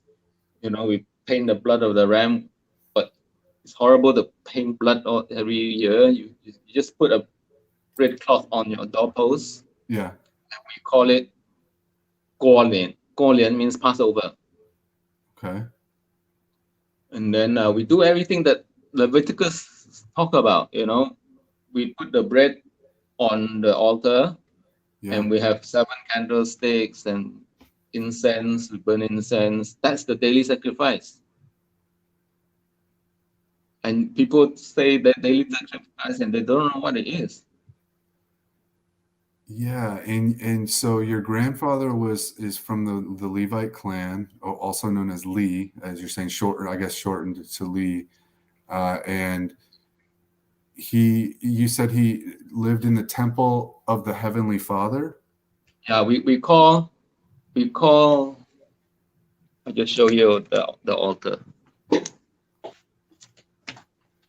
You see this altar? There's no idol, and Tin Gong means heavenly grandfather. And this one at the bottom is called Teiji, the earthly Jesus, G. Okay. So you see there's no idol there. Right. And every supposed to put 3 joss stick, 3 incense on it. Okay, cool. And you don't put an idol there, right? Like on purpose. Money. Oh, that's money? Yeah, this is Chinese money. Is that a coin or what is it? No, it's a gold ingot. It's same as you. Oh, that's a gold ingot. Okay, I'm sorry. That's a gold ingot. I've never seen one shaped like that, though, I don't think. Oh, you haven't been watching Chinese films. Everybody. No. You said American money is also shaped like a boat? Yeah, the gold ingot is a boat, isn't it? It's sloped at the sides. It's just that you turn it the wrong way around. Okay, I see what you're saying. Now. Our cultures is the same. You see the clothes I'm wearing, it looks like the red guards in the Queen. We got flowery buttons, cloth button. Okay. So everything that you have, we also have. Like we lower our coffin with a rope, Yeah. Yeah, and all Man, I'm learning so much about Chinese history and culture that I didn't know. So. Yeah. So the Shem was greater than Abraham, of course. Because the son cannot be greater than a father, right? Same as God. Son. Right. Well, sure. Yeah. Nobody can be greater than Adam, right? But all his record has been lost. You see, there's 900 over years, and there's only 2 chapters about him. And do you think that Adam was a very tall, would be considered a giant to us? Giant. Yeah. I'll show you. Yeah. When do you think the people became smaller and shorter? Sons of gods are giants.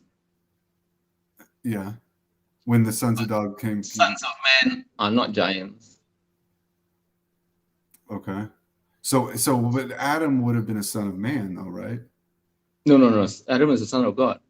Okay. His children is a son of man. Gotcha. Okay, this is a picture of Eve. You see her children. Okay. Oh, okay. Sure. Whoa. That's a big difference. Yeah. And then Adam. Watch Adam. You're gonna be shocked. Okay. I'm ready. Oh, wow. That's wearing Adam? Apron of fig leaf. That's when he's older. Oh, interesting. Wow. You see, he's a gardener, all the roots and leaf beside him. We have his story. The father of Chinese medicine. Huh. If you go to a Chinese medicine shop, you see we have all these drawers of herbs and leaves and roots. Yeah, sure. It's all handed down from him. Okay. God taught him every medicinal value of every tree in the whole world. Yeah. And I'm a fan of traditional Chinese medicine. I do believe in things like qigong and qi, the qi energy force. I've had personal experiences with it was a Buddhist monk in a place that I used to live. She I used to work at a store, and she would come in and buy the shop sometimes, and I would talk to her, and she had an actual energy coming off of her body. I've never really felt it that way with almost anybody else before. It was like an actual aura or something coming off of her body, like you could actually, and it was good. It felt great. Like you felt so peaceful and happy around this person. And the only other person I've ever met where I felt that way, there was a guy one time, and he was a Christian, and he loved the Lord so much. And I could tell. I only interacted with him one time, but I could tell he was just like the happiest man alive.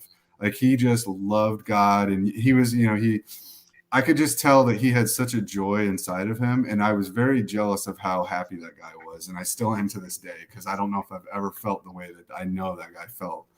Like he was just so confident in his faith, I think, and everything. So you see this picture? Yeah. You guys have Adam's genes? Well, sure. I mean, everybody has Adam's genes. No.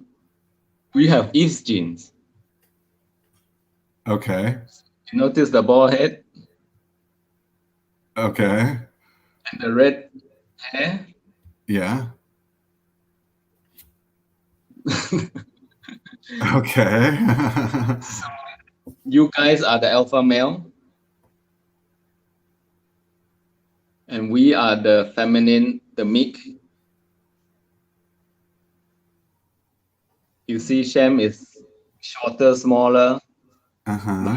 His face is smaller than the two. Okay. And that's why we're all shorter and smaller in size, because we have the feminine genes. That's why all the Westerners want to marry Chinese or Asian girls, because Adam, like Eve, you guys are the alpha male. They want the timid lady.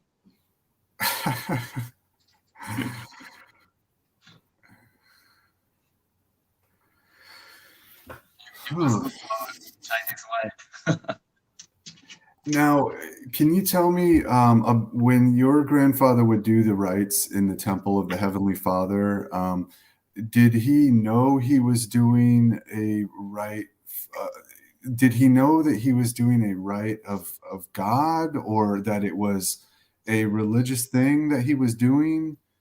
No, we know. It's just that we didn't specify, because it's, you live it every day. You don't have to say, oh, we are the Levites. You already know. Yeah, so I mean, he's doing it because that's the tradition and that's what you do, and you guys, I mean, okay, but it just so happens to be the exact same of what they did in Leviticus. Yeah. No, I was telling you. Let me continue, right? So the son cannot be better than father, more important. So obviously Adam is more important, and then Noah is more important than all his sons, right? Okay. And then Abraham is not more important than Shem. So Abraham was not given the territory of Shem. He had to, get his own territory. So, in Job, it says this guy is the most upright of the children of the East. Chapter 1, verse 2, I think. So Job is Chinese, children of the East. We only have one syllable name, and his name is one syllable. Like Wong, Lee, Lim, it's this Job. Right. It's not like Nathan or David. Yeah, so Abraham's children have to conquer India, so they chase out all the Black Indians. All the Black Indians are in the south, and the white Indians in the north. And according, where the children of Abraham is. You just look at the 7 promises, right? Now we've gone past. We go to 7 promises. Then you know why exactly, who are the children of Abraham and who are the lost people. Okay, the first covenant is your kingdom will never end. The house of Abraham, right? Sarah, not Hagar and Kastura. Yeah, because Hagar and Kastura were Canaanites, black. So if white Chinese get married to black, our children will be brown. Mm-hmm. So you see Thailand, they're all brown, but the Jews are not brown, they have red hair. So they are the wrong race, the wrong genes. Yeah. Look at the Palestinian, they have black hair and white skin. They are same as us. Okay, so India is captured by the first wife children, the Levites, Naphtali, and all that. And Simeon is Thailand because we call the people there Sim. The people Sim people. Sim from Simeon. And if you see the genealogy, Ezekiel last chapter 48, right? It tells you the territories which the Israel follow. You know where Simeon, Judah is. They follow the model, but it's the wrong place, lah. Then Jacob, book of Joshua. No, Joshua. Yeah, Joshua. It also tells you the territories. Starts with chapter 11, tells you the territories and the Levites, which territory, and blah blah blah. And then it's correct, Asher, then Naphtali, then Dan, then Manasseh, then below is other, you know. So Indonesia, the seven blessings of Abraham, right? Kingdom will never end, only for Sarah, right? And in India, there's this woman called Sarawati. Mm-hmm. They even name a river after her, but they can't find the river. It's in all the legends of India. So Sarawati is obviously Sarah. Mm-hmm. And his husband is Abraham. And then you look at the second blessings is big population, right? Stars in the sky, then in the sea, right? It means the biggest population right now on earth is the children of Abraham, right? Guess where is the biggest population? It's the Chinese people or the Asian people, I guess. No, not just one. Not just one. The Chinese. No, there are a few countries. Okay. Number 1 in China. Number 2 India. Number 3 Indonesia. Indonesia is same as America, but you can't count America because America is mystery Babylon. That means lots of languages. Okay. It's not only one race, yeah. But Indonesia is third in population, and their religion is the Abrahamic religion. Who teach them? They say it came from Arab, but it's not. Their father is Abraham. The father taught them Islam. Yeah. Why? Because one of the children of Kastura is called Medan, and one of the city in Indonesia is called Medan. So from here, the three wives of Abraham is in Asia. Why is it called Asia? Because it's named after Abraham.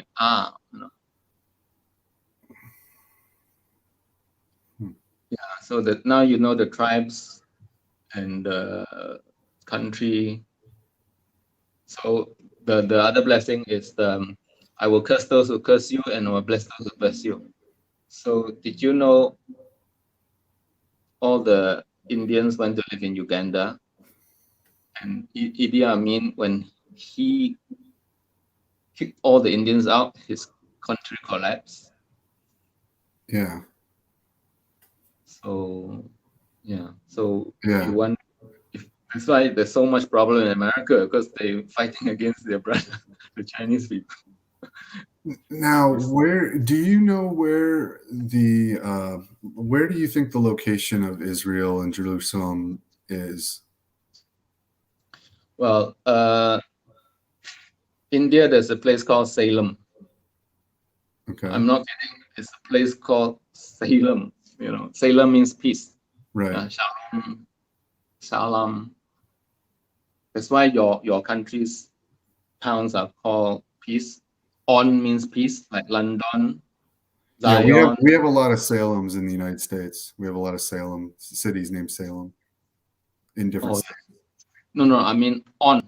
You know, London on is a Chinese word for peace. And the place in Xi'an or Zion. Zion is actually Chinese word for Xi'an. Okay. The city in Xi'an is called Chang'an. You know, it's a very popular Chinese town. You hear it all over the place. Chang'an means Jerusalem, everlasting peace. So I'm not sure whether it's in India, Salem, or Chang'an, Jerusalem. Okay. But Ezekiel 38:39 says they surrounded Jerusalem. I have Ezekiel 38 open right now. Should we read it? Should we look at it a little bit? Yeah. I already have it open.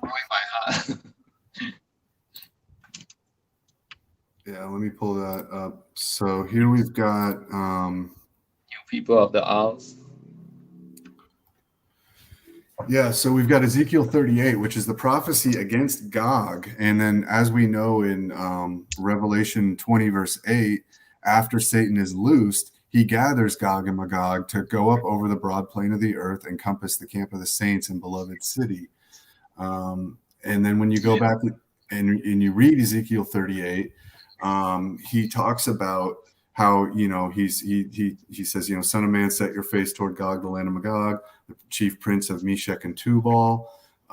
He says that in the latter days, so let's see here in verse 8, he says, after many days you will be mustered. In the latter years, you will go against the land that is restored from war, the land whose people were gathered from many peoples upon the mountains of Israel, which had been a continual waste.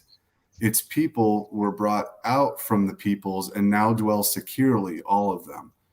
He says, you will advance coming on like a storm. You will be like a cloud covering the land, you and all your hordes and many people with you. And I believe that this is talking about something that is actually going to happen in our time still. Because that's the deception, the last few days before the end. Right. Yes, you are correct. The time I also have until I joined your group, I never explored it. You see, it's brand new. It's brand new. Yeah, nobody's explored it. I mean, we're just like discovering this together, and it's crazy because it's catching on like wildfire. Everybody's starting to read their Bibles now, and they're like going, "What?" Everybody's like starting to be like, "My pastor never told me this. My preacher never told me this." Yeah, I'm gonna be famous. Yeah, Ezekiel 38, right? It says like that. My face is turned against you, Gog and Magog. Gog and Magog. You know, do you watch MMA, the mixed martial arts? Not really. There's this guy called Conor McGregor. Yeah, I've heard of him, sure. Gregor.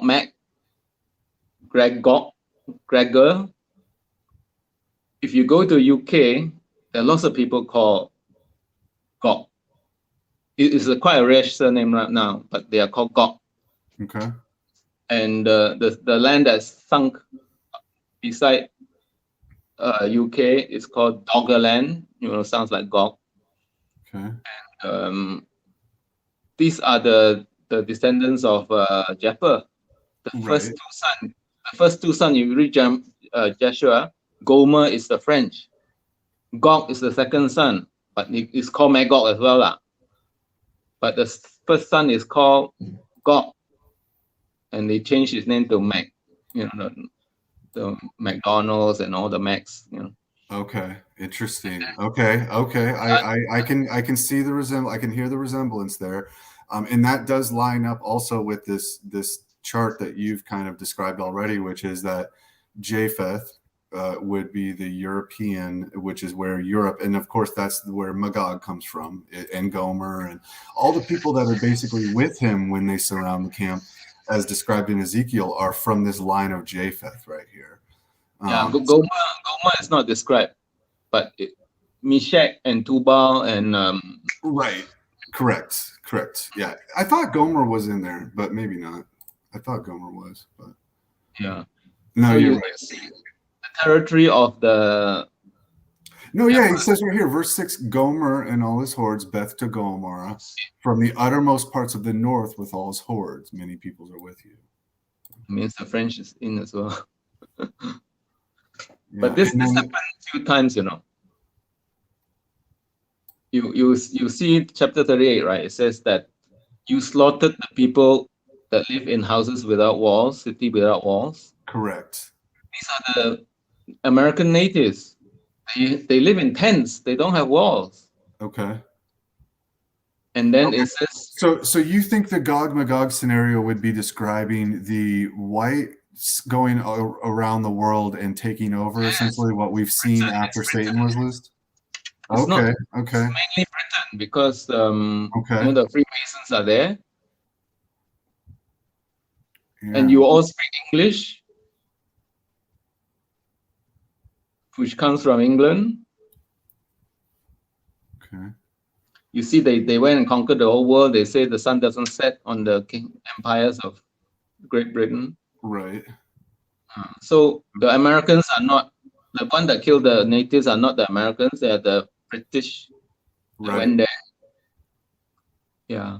Yeah. So Britain. Okay. Yeah. So Satan is loosed, and then Britain becomes the world superpower, and that is essentially Gog and Magog.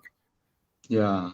Okay. And then and they're the ones that go around basically taking over during the short they become US now, where they go and create war all over the world. Syria and Libya and Iran, Iraq. Yeah, and personally, the way I see it is, this is where I'm at as I've continued to read the Bible and had thoughts about all this. One thing that I've started to see lately is when you look at the old prophecies from the old prophets, and then you look at what Jesus said in the book of Revelation says, it appears as though after Armageddon that Jerusalem is either going to be rebuilt right away for the millennial reign, and that it's never going to be destroyed again. So it's a place that I guess would be existing right now as we speak. Somewhere there's a place, a Jerusalem, that is a peaceful place, and nobody can even go against them, or I don't know how to explain it, but it appears as though there's a place that's already existing in Jerusalem. The temple's already been rebuilt. Jesus was, and the saints were already been ruling from there. And in Zechariah, it says that David is actually going to be the king of Jerusalem in those days. And then that the kingdom's everlasting, and that Jerusalem, they'll live in security, like you said. And I'm just trying to figure out where this place is, though, because I can't think of a place that we know of right now that is like that. And I feel like it's a hidden place. It tells you where it is. It says in the land is thousands of measures. It doesn't say cubits or lees or whatever, right? It says thousands of measures, 4,000 measures, right? So it says it's in the territory of the 12 tribes, which is Naphtali, all that, you know. Yeah. So that means it's in India. It's not built yet because the place is a war zone. Or Jerusalem could be China. And look at China is building so much. You know, the amount of iron they consume is more than 100 years of the US. Are you familiar with this map right here? Yeah, I am. This is the North Pole. Do you think this could exist right here, this hidden land in the middle? I don't know. It's covered in ice. Huh? Right. I mean, as far as we know, it is. But is it possible that when you get past this mountain range, which is what we think is all covered in ice, like you said, it's very cold, obviously, in this region, right? When this northern region, but there's, I guess, tales of people getting past that coldness and then it becoming warmer again once you get closer to the center. Somehow, maybe I don't know, you know, maybe the way the sun's light or heat reflects in there is somehow it warms it back up, or potentially because of the elevation, it gets warmer somehow. I don't know. Look at the model of the ice wall that your ancestor made. Okay. You see the green and the red is the first ice wall, and then the outer one is the second ice wall. I see it. And we always throw the dart at certain place. That Right. number 20. Right. It's always the bullseye. No, 20. 20 is up here. Oh, right. Yeah, right. Because that's more than a bullseye usually. Yeah. Right. Yeah, 20 will be 320 will be 60. And then same as the roulette wheel, they put the 0, the green, about the same position as this. And you see the color code, red, white, and black. Yeah. Okay. So I think that the ice wall could be in the Antarctica, because it's, you know, you're always aiming at the outside, not the north. Okay. And this they say tell you that there's a place you can cross over there. Right. This is what they say is a Buddhist map of the world, of the earth. Now I don't know if this is truly a Buddhist map of the earth or not, but that's what this is. This particular image has been labeled as. Have you ever seen this one before? We've got 9 rings. Right, and then obviously, you know, beyond the ice wall, essentially, you'd have all these other continents outside. But then, like you were saying in our comments, you were actually saying you think there's 9 rings, basically, and that would be each of the planets would be 1 ring, essentially. Yeah. As you go further out. You know how Saturn is drawn? It's got rings. Yes. So that, you know, God's showing you a model that it's more than 1 ring. It's not just the center. Okay. Here we go. Here's another one that has more rings right here that I found. Now you're saying 9, so this shows 3, I believe. So, you know, but still, and I don't necessarily subscribe to this theory, just so you know, but it is interesting to me for sure. As far as I can tell in the Bible, it only talks about this inner ring. It really only describes that to us. It doesn't, to me, it doesn't really tell us about any of the stuff outside of the sun. Yeah, it's only because, although I mentioned it shortly, you see this roulette wheel? Yes, I do. Yeah. You see it has 2 T's. The center is 2 T. Yes. T means the cross or Almighty, and the outer white is the ice wall with a dome over it. Okay. This is your ancestors left for us. See? Now, although the roulette wheel's not flat, I mean, it's obviously comes up to the Mount Meru in the middle. Is that what you're saying? But or do you think that it represents the firmament, the actual like a tent, essentially, over the flat Earth? Is that what you think the roulette wheel might be representing? No, your ancestors made up a story, right? The 2 T's. If we Chinese see it, we know immediately that it's God, because we call God T, Sang T, T, and we have lots of words with 1 big T and 1 small T. You know, you guys have a big T, which is the father, and the small T is the son.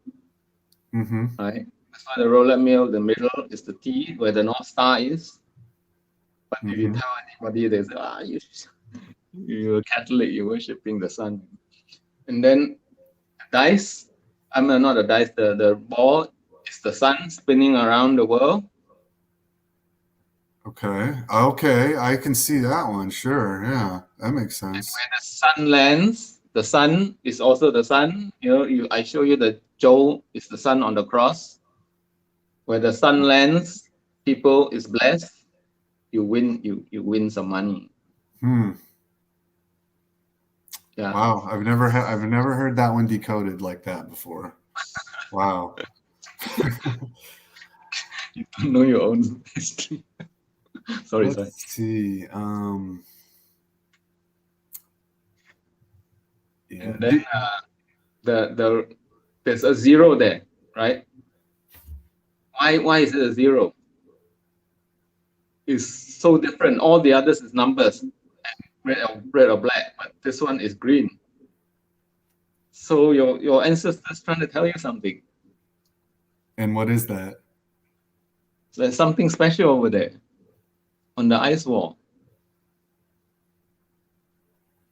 And then, did you know Jesus was born in zero, the year zero, not 2 BC, BC 4 BC? According to Chinese calendar, there's no mistake. He was born at midnight when BC ended and AD started. We call it the sun hour. Okay. Son of heaven hour. You got all the pastors are saying, oh, they follow Herod, the Herod was still king, and that's why Jesus cannot be born, and this and that. But we are certain there's no mistake, because according to numerology, all numbers is not perfect. Only the number zero is perfect.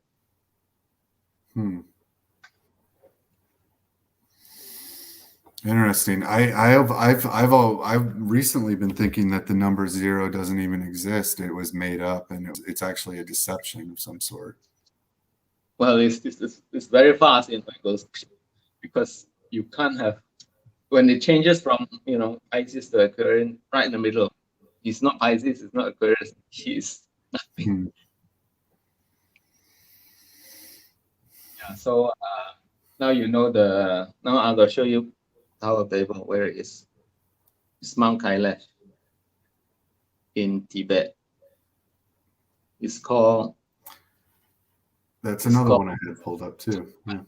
I have a picture pulled up for us here on that too. Mount Kailash. What do you think Mount Kailash is? It's Tower of Babel. Okay. It's not the ziggurat. The ziggurat is not a tower. It's got 4 faces. It looks like a pyramid. I'm convinced it's a structure. Okay, I have no doubt this is a building of some sort, or was a building, obviously, of some sort. Okay, you remember we built it, right? We didn't. The Indians built it. Kush built it, right? Nimrod, the son of Kush is Nimrod, built it. So you think you forget about it? Oh, we will, we still live around the area, so we still remember what happened to it, isn't it?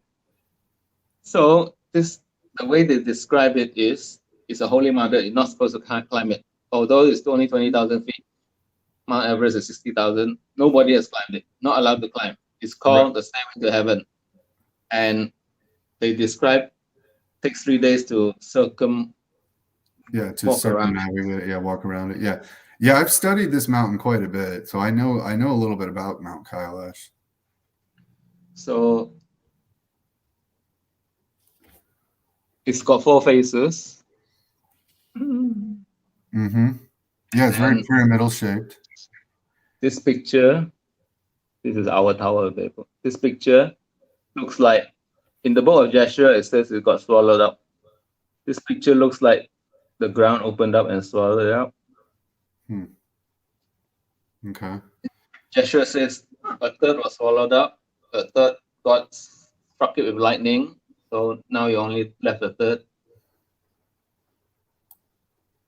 You know why God is always using 333 and 3 sons of Noah, and a third of the earth will be killed?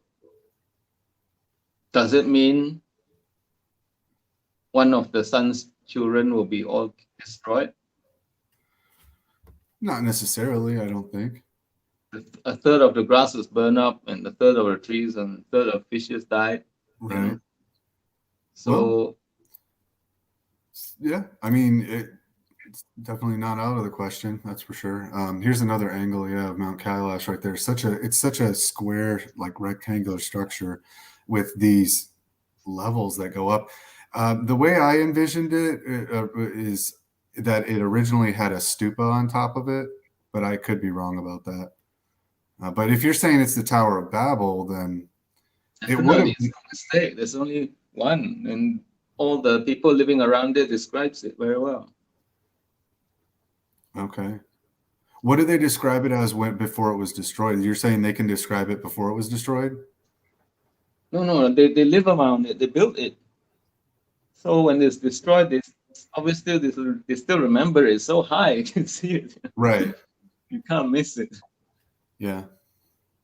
And there are two lakes beside it, which looks like the moon and the star. One is salt water, one is fresh water. It's so strange, you know. Which the Malaysia flag it's a very mysterious region. Yeah, that's for sure. Yeah, which the Malaysia flag is like that. One is a sun, one is a star.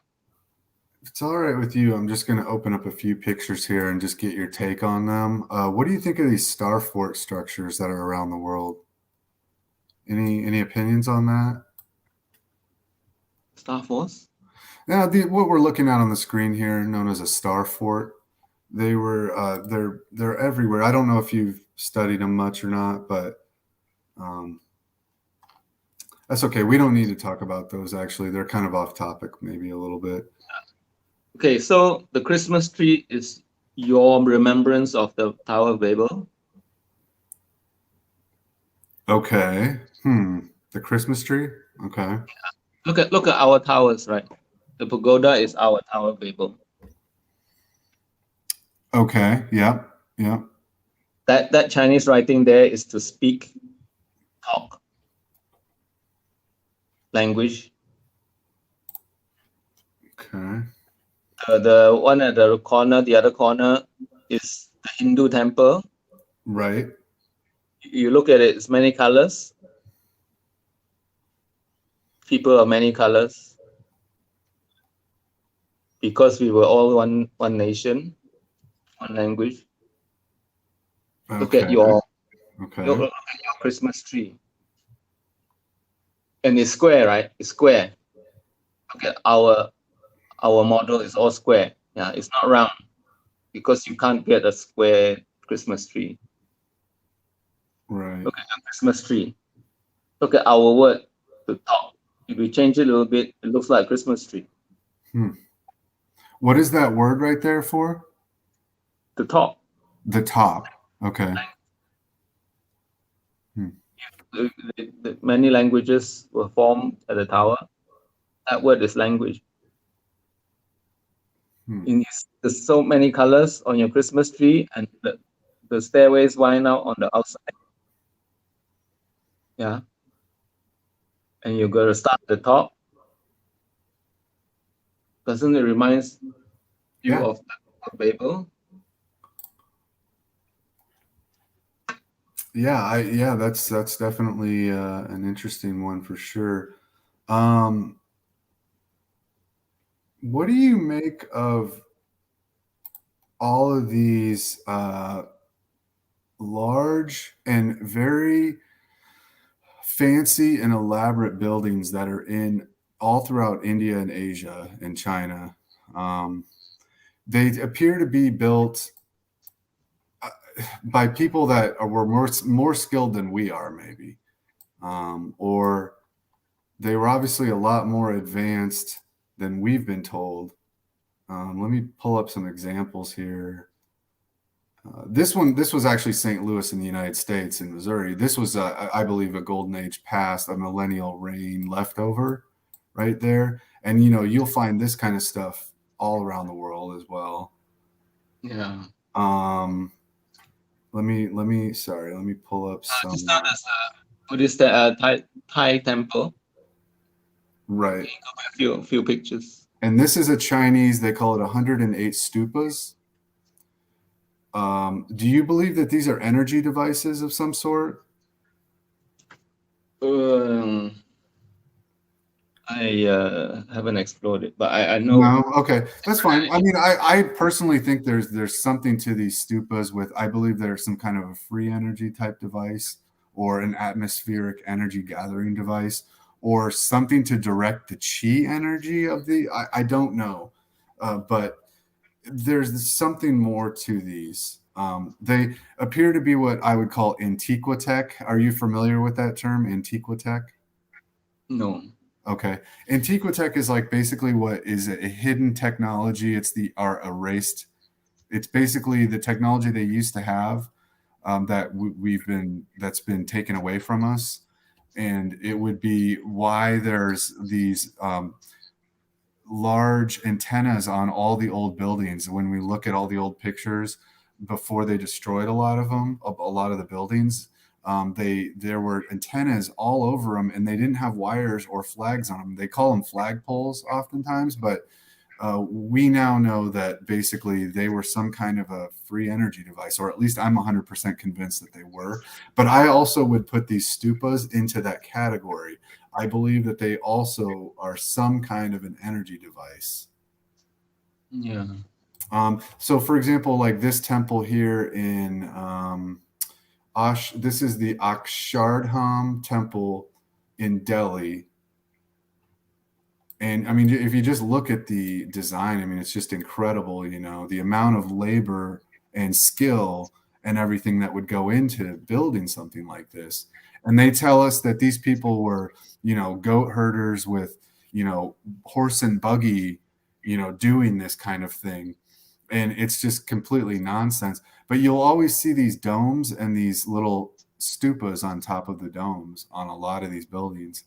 And I do believe this is like a technology, basically. Not only that, all your guys wear the helmet with a spike at the top.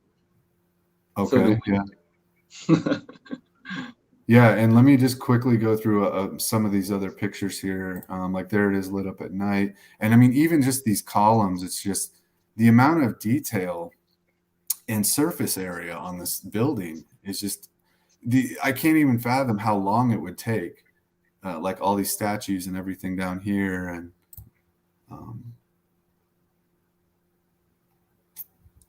Yeah. let's see this one. Wait. See this one? It's the boat that turned upside down. Turn it upside down. It's a boat. Okay. The roof is the boat turned upside down. Okay. And the Thai, they have a water ceremony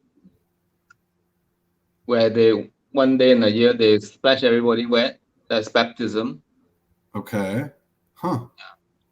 Really? Wow. Okay. All full of Latin. Now the Indians dump themselves in the Ganges River.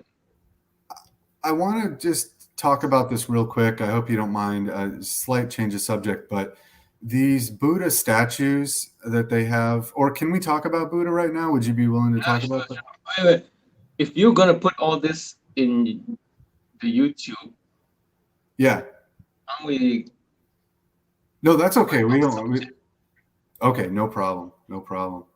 Oh, we can have it a discussion separately where we can say things which might offend other people. Oh yeah. Sure. Yeah. No, I got you, man. I got you. No worries. Yeah. I found this. Definitely.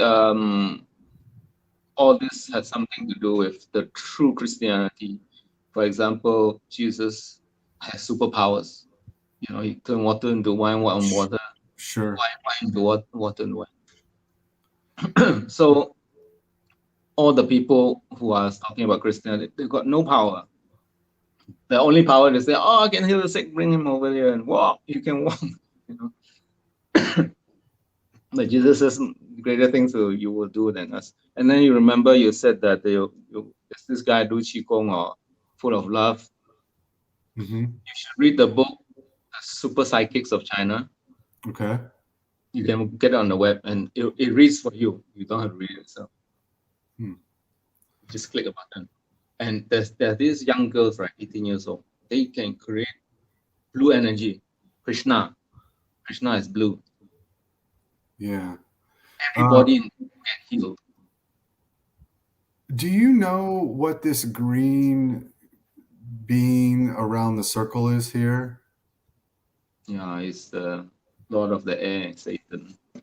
That would be Satan. Is that correct? I don't want to offend you. No, the reason I'm asking is because I don't want to offend, but that's what I'm thinking when I look at it.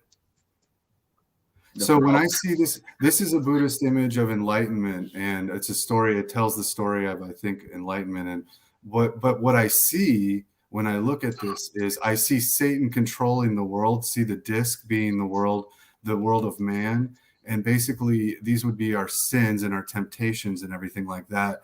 And he's got like a firm grip, you know what I mean, on the world. And essentially to overcome the world is essentially, I think, what we're seeing on the outside here.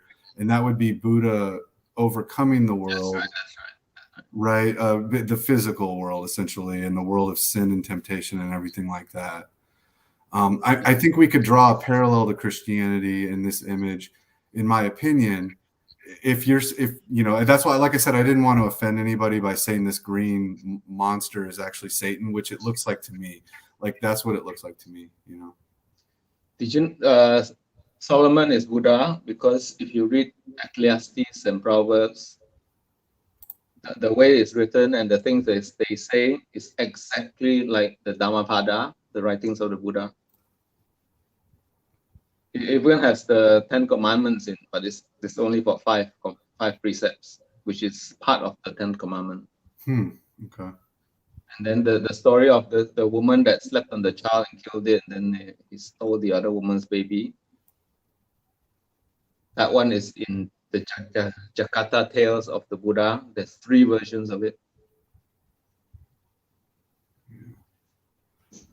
I was able to find this image as well with the Asgard model, as we might call it, kind of that either Mount Meru in the middle or the Tree of Life kind of in the middle at the center. That could be the Ark of the Covenant.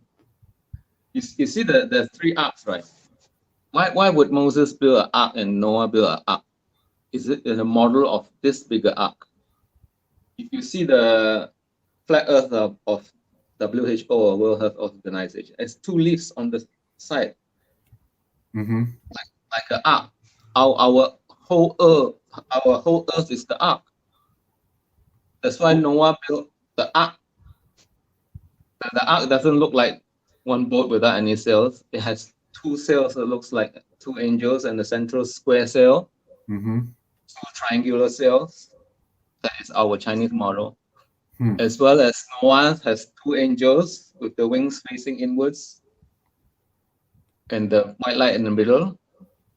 So why did Moses build the ark, which is represent of Noah's ark, which is represent of this ark? Good question. So, but you're saying they were the same, basically. Yeah, they model it against the real ark. Okay. Yeah. Okay. I've never heard that one before either. Okay. Wow, man, you're full of stuff I just have never heard of before. You have so many interesting things that you say. I might get you confused. No, well, I tell you what, I'm gonna watch this video later because I'm pretty tired right now, and I'm probably gonna have to end this pretty soon. But it's definitely like something I'm gonna come back and listen to. I will tell you, I don't necessarily agree with everything you said, but I've certainly enjoyed it, and it's making me think a lot about things. This is, I believe, another Buddhist flat Earth map that was created. I don't know when. I don't have a lot of information on it, but it does show land on the outer rim. So, for example, where Australia would be, it kind of shows it as part of that outer ring. And like you said, essentially when it got warmer, that's when that would have been uncovered, right? No, I mean when the ring got pushed out further.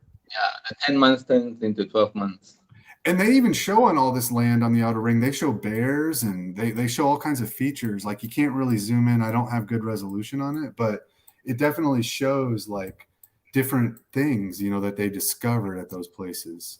Animals. That's why the animals don't exist anywhere else, like the kangaroo and the sloth and koala bear. Right. And Australia appears to be a lot bigger on this map than it does on our maps today. So I think there's hidden land, just so you know. I do think that they are hiding either a continent from us or something. Loads of land, and all this land is full of treasures. You know, Antarctica, they found coal and oil and minerals, and just imagine the outer have even more. And just like these temples like this, I can't believe just again how crazy they are, man. I mean, they're just it's incredible when you think about the work that went into building that thing. I think some of those buildings have been repurposed for modern day. I think maybe, some of them were created originally as one, let's say, religion and maybe switched to another. I don't know. Again, this is just another picture of stupas in Myanmar, I believe, or Cambodia, one of the two. Yeah, this is Myanmar. And there's so many of them. It's incredible what, I think they have a major significance for sure. Those towers, and maybe those are representing the Tower of Babel too. Not sure. These are in Japan right here. These ones right here are in Japan. Lingam. You know the lingam? Yes, and the lingam, very similar to the stupa. Yeah, they're both kind of like the same almost. Phallic symbol. You know ling in Hindi means Venus. Okay, I mean, I guess that would make sense. They kind of look like that, right? And then they pour milk on the lingam. Okay, I guess I've seen that done before too. Yeah, I guess that makes sense now too. The lingam stands on the plating called yoni, which like honey, milk and honey. You call your girlfriend honey, yoni. And yeah, wow, that's interesting about the lingam. Yeah, I never really thought. I mean, I guess I always kind of thought it might be a phallic symbol, but yeah, all the Indians deny it. You just look at it. Right? Well, we have so many other instances of phallic symbols being used throughout the world, though, too, such as I'm so tired, I can't even think right now, but those towers, like the Washington Monument. God, what are they called? Oh God, can't even remember. Yeah, we can talk about that offline. Yeah, we'll talk another time. I'm gonna end it here. I'm gonna end it on talking about Tartaria a little bit, since that's within the region kind of what we've been talking about. Jaipur. We have this hidden kingdom. I mean, it's not really hidden. It's on all the old maps, but we're never taught about it in school. And it's called Tartaria.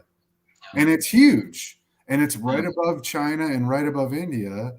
And if what you're saying is the truth about, let's say, the sons of Shem being into this region.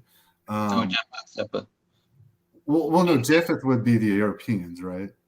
Yeah, this would be Japheth going north. So this would be Japheth going north. Okay, got you. So that would be the territory of Japheth, and everything south of. Would that be what the Great Wall then is between? Yeah, it's just above Beijing. Okay, got it. In Japheth, right? In Joshua, right? The book of Joshua, it says the land of Japheth is 5 groups of islands and 1 great continent. One of the group is Japan. Another group is British Isles. Actually, I just noticed on this map up in Tartary, there's a place called Gog, right there. Yeah. And then Mongolia is Gog and Magog. Right, and we've seen Magog now, but you were saying Gog and Magog was most likely England, but over here it's kind of showing it as Russia on this map, at least. Really? Shit. Well, on this map, and this is pretty common, I've seen this on other maps too, they'll refer to Gog and Magog as being in this region right up here in what's called Tartaria. Tartaria? Does it really write Gog and Magog? Yeah, right there. Can you see it on the screen? Right there it says Gog, and then right over here it says Mot et Magog right over here. Oh, the children of Japheth is going to attack the children of the saints. You know they are surrounded us right now. The Americans are in Guam, Japan, Korea, India, Taiwan. Huh. I already knew that a few years back. They're surrounded the Philippines. By the way, the Philistine is the Philippines. Yeah. Oh, well, the Philistines. Yes. Oh my gosh, I'm so you read my mind. I was thinking about this earlier. I was going to ask you about Philippines. So you think they were the Philistines? Yes. The Okay. land, What about being Abraham from went to three the? places, right?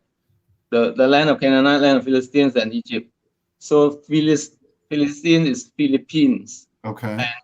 The natives there are black, but they have been conquered. Now there are more Chinese there than blacks. Right. Okay. And they have names like Negros and Trinidad. And the only other thing that comes to mind when I hear Philippine is I think of the tribe of Philip, which I believe Philip was one of the 12 sons of Israel. No, Wasn't he? no, No? no. Am I wrong? Okay, I must be tired. No, they say the Spain conquered Philippines, so they name it after their king Philip. But it's rubbish. They try to brainwash us against. They point another direction. Philistines. And the Philistines were dealt with harshly on during Armageddon. I actually did a show about Tyre, the nation of Tyre. You know how Hiram was from Tyre. He's the one that built Solomon's temple as well as the house of he built Solomon's house and the Lord's temple. But anyway, it's clearly stated that when Armageddon happened, that Tyre would be completely destroyed. It would be sunk to the bottom of the ocean and never found again. And it also speaks of the Philistines and who were like friends with them, basically. And they were bad people. They did really bad things. I also believe it's where the word tyrant comes from. I looked for the source of the word tyrant and I could not find one. And I believe it's referring to Tyre. The people of Tyre, they were tyrants and they were bloodthirsty, like basically killers of the seas. And they were pirates, basically, like too, I think is the way the Bible describes them. And but the Philistines were not. They were set to be really, really like smacked down hard by God, but not completely. It doesn't say they were going to be completely destroyed like Tyre was going to be. So that would kind of fit in with that, actually, too. So you know that right now the Jews are claiming the land of the Palestine, and they say it's the Philistine. I haven't heard that. No. Well, yeah, they're liars. We know they're liars. Yeah, for sure. Yeah, no, they just twist it around. All right, Alan. Well, hey, man, I think I'm going to end the show right now, but I just want to tell you sincerely, thank you so much for joining me today. I mean, again, I'm going to have to listen to this whole show again tomorrow when I'm like well rested and kind of start researching some of the stuff you've told me about. I will say that I don't necessarily agree with everything you said. I do think maybe there are some contradictions with the Bible in terms of, I don't know. I like T-Ball was bringing. There's a video on it. I can send you. I'll send you all the pictures. Please do. Oh, you got my email already, so please, send me information, and I'll definitely get around to anything you give me. I'll get around to looking at it. I promise you that. And then I would love to have you back on someday too. We can keep in touch on the phone. What's that? Okay, sounds good, man. So just email me, and then we can keep in contact. And I'd love to talk to you again further about this in the future. And just again, thanks for joining me all the way from Malaysia. Let's talk about the deep things of Satan. Yeah, well, next time. So I'll look into it more, and hopefully we can just talk about this more in the future. So. Okay. Thanks. All right. Bye. Great. Thanks a lot, man. Have a great night. Yep. Take care, and thanks for everyone for watching too. Yep. Bye-bye.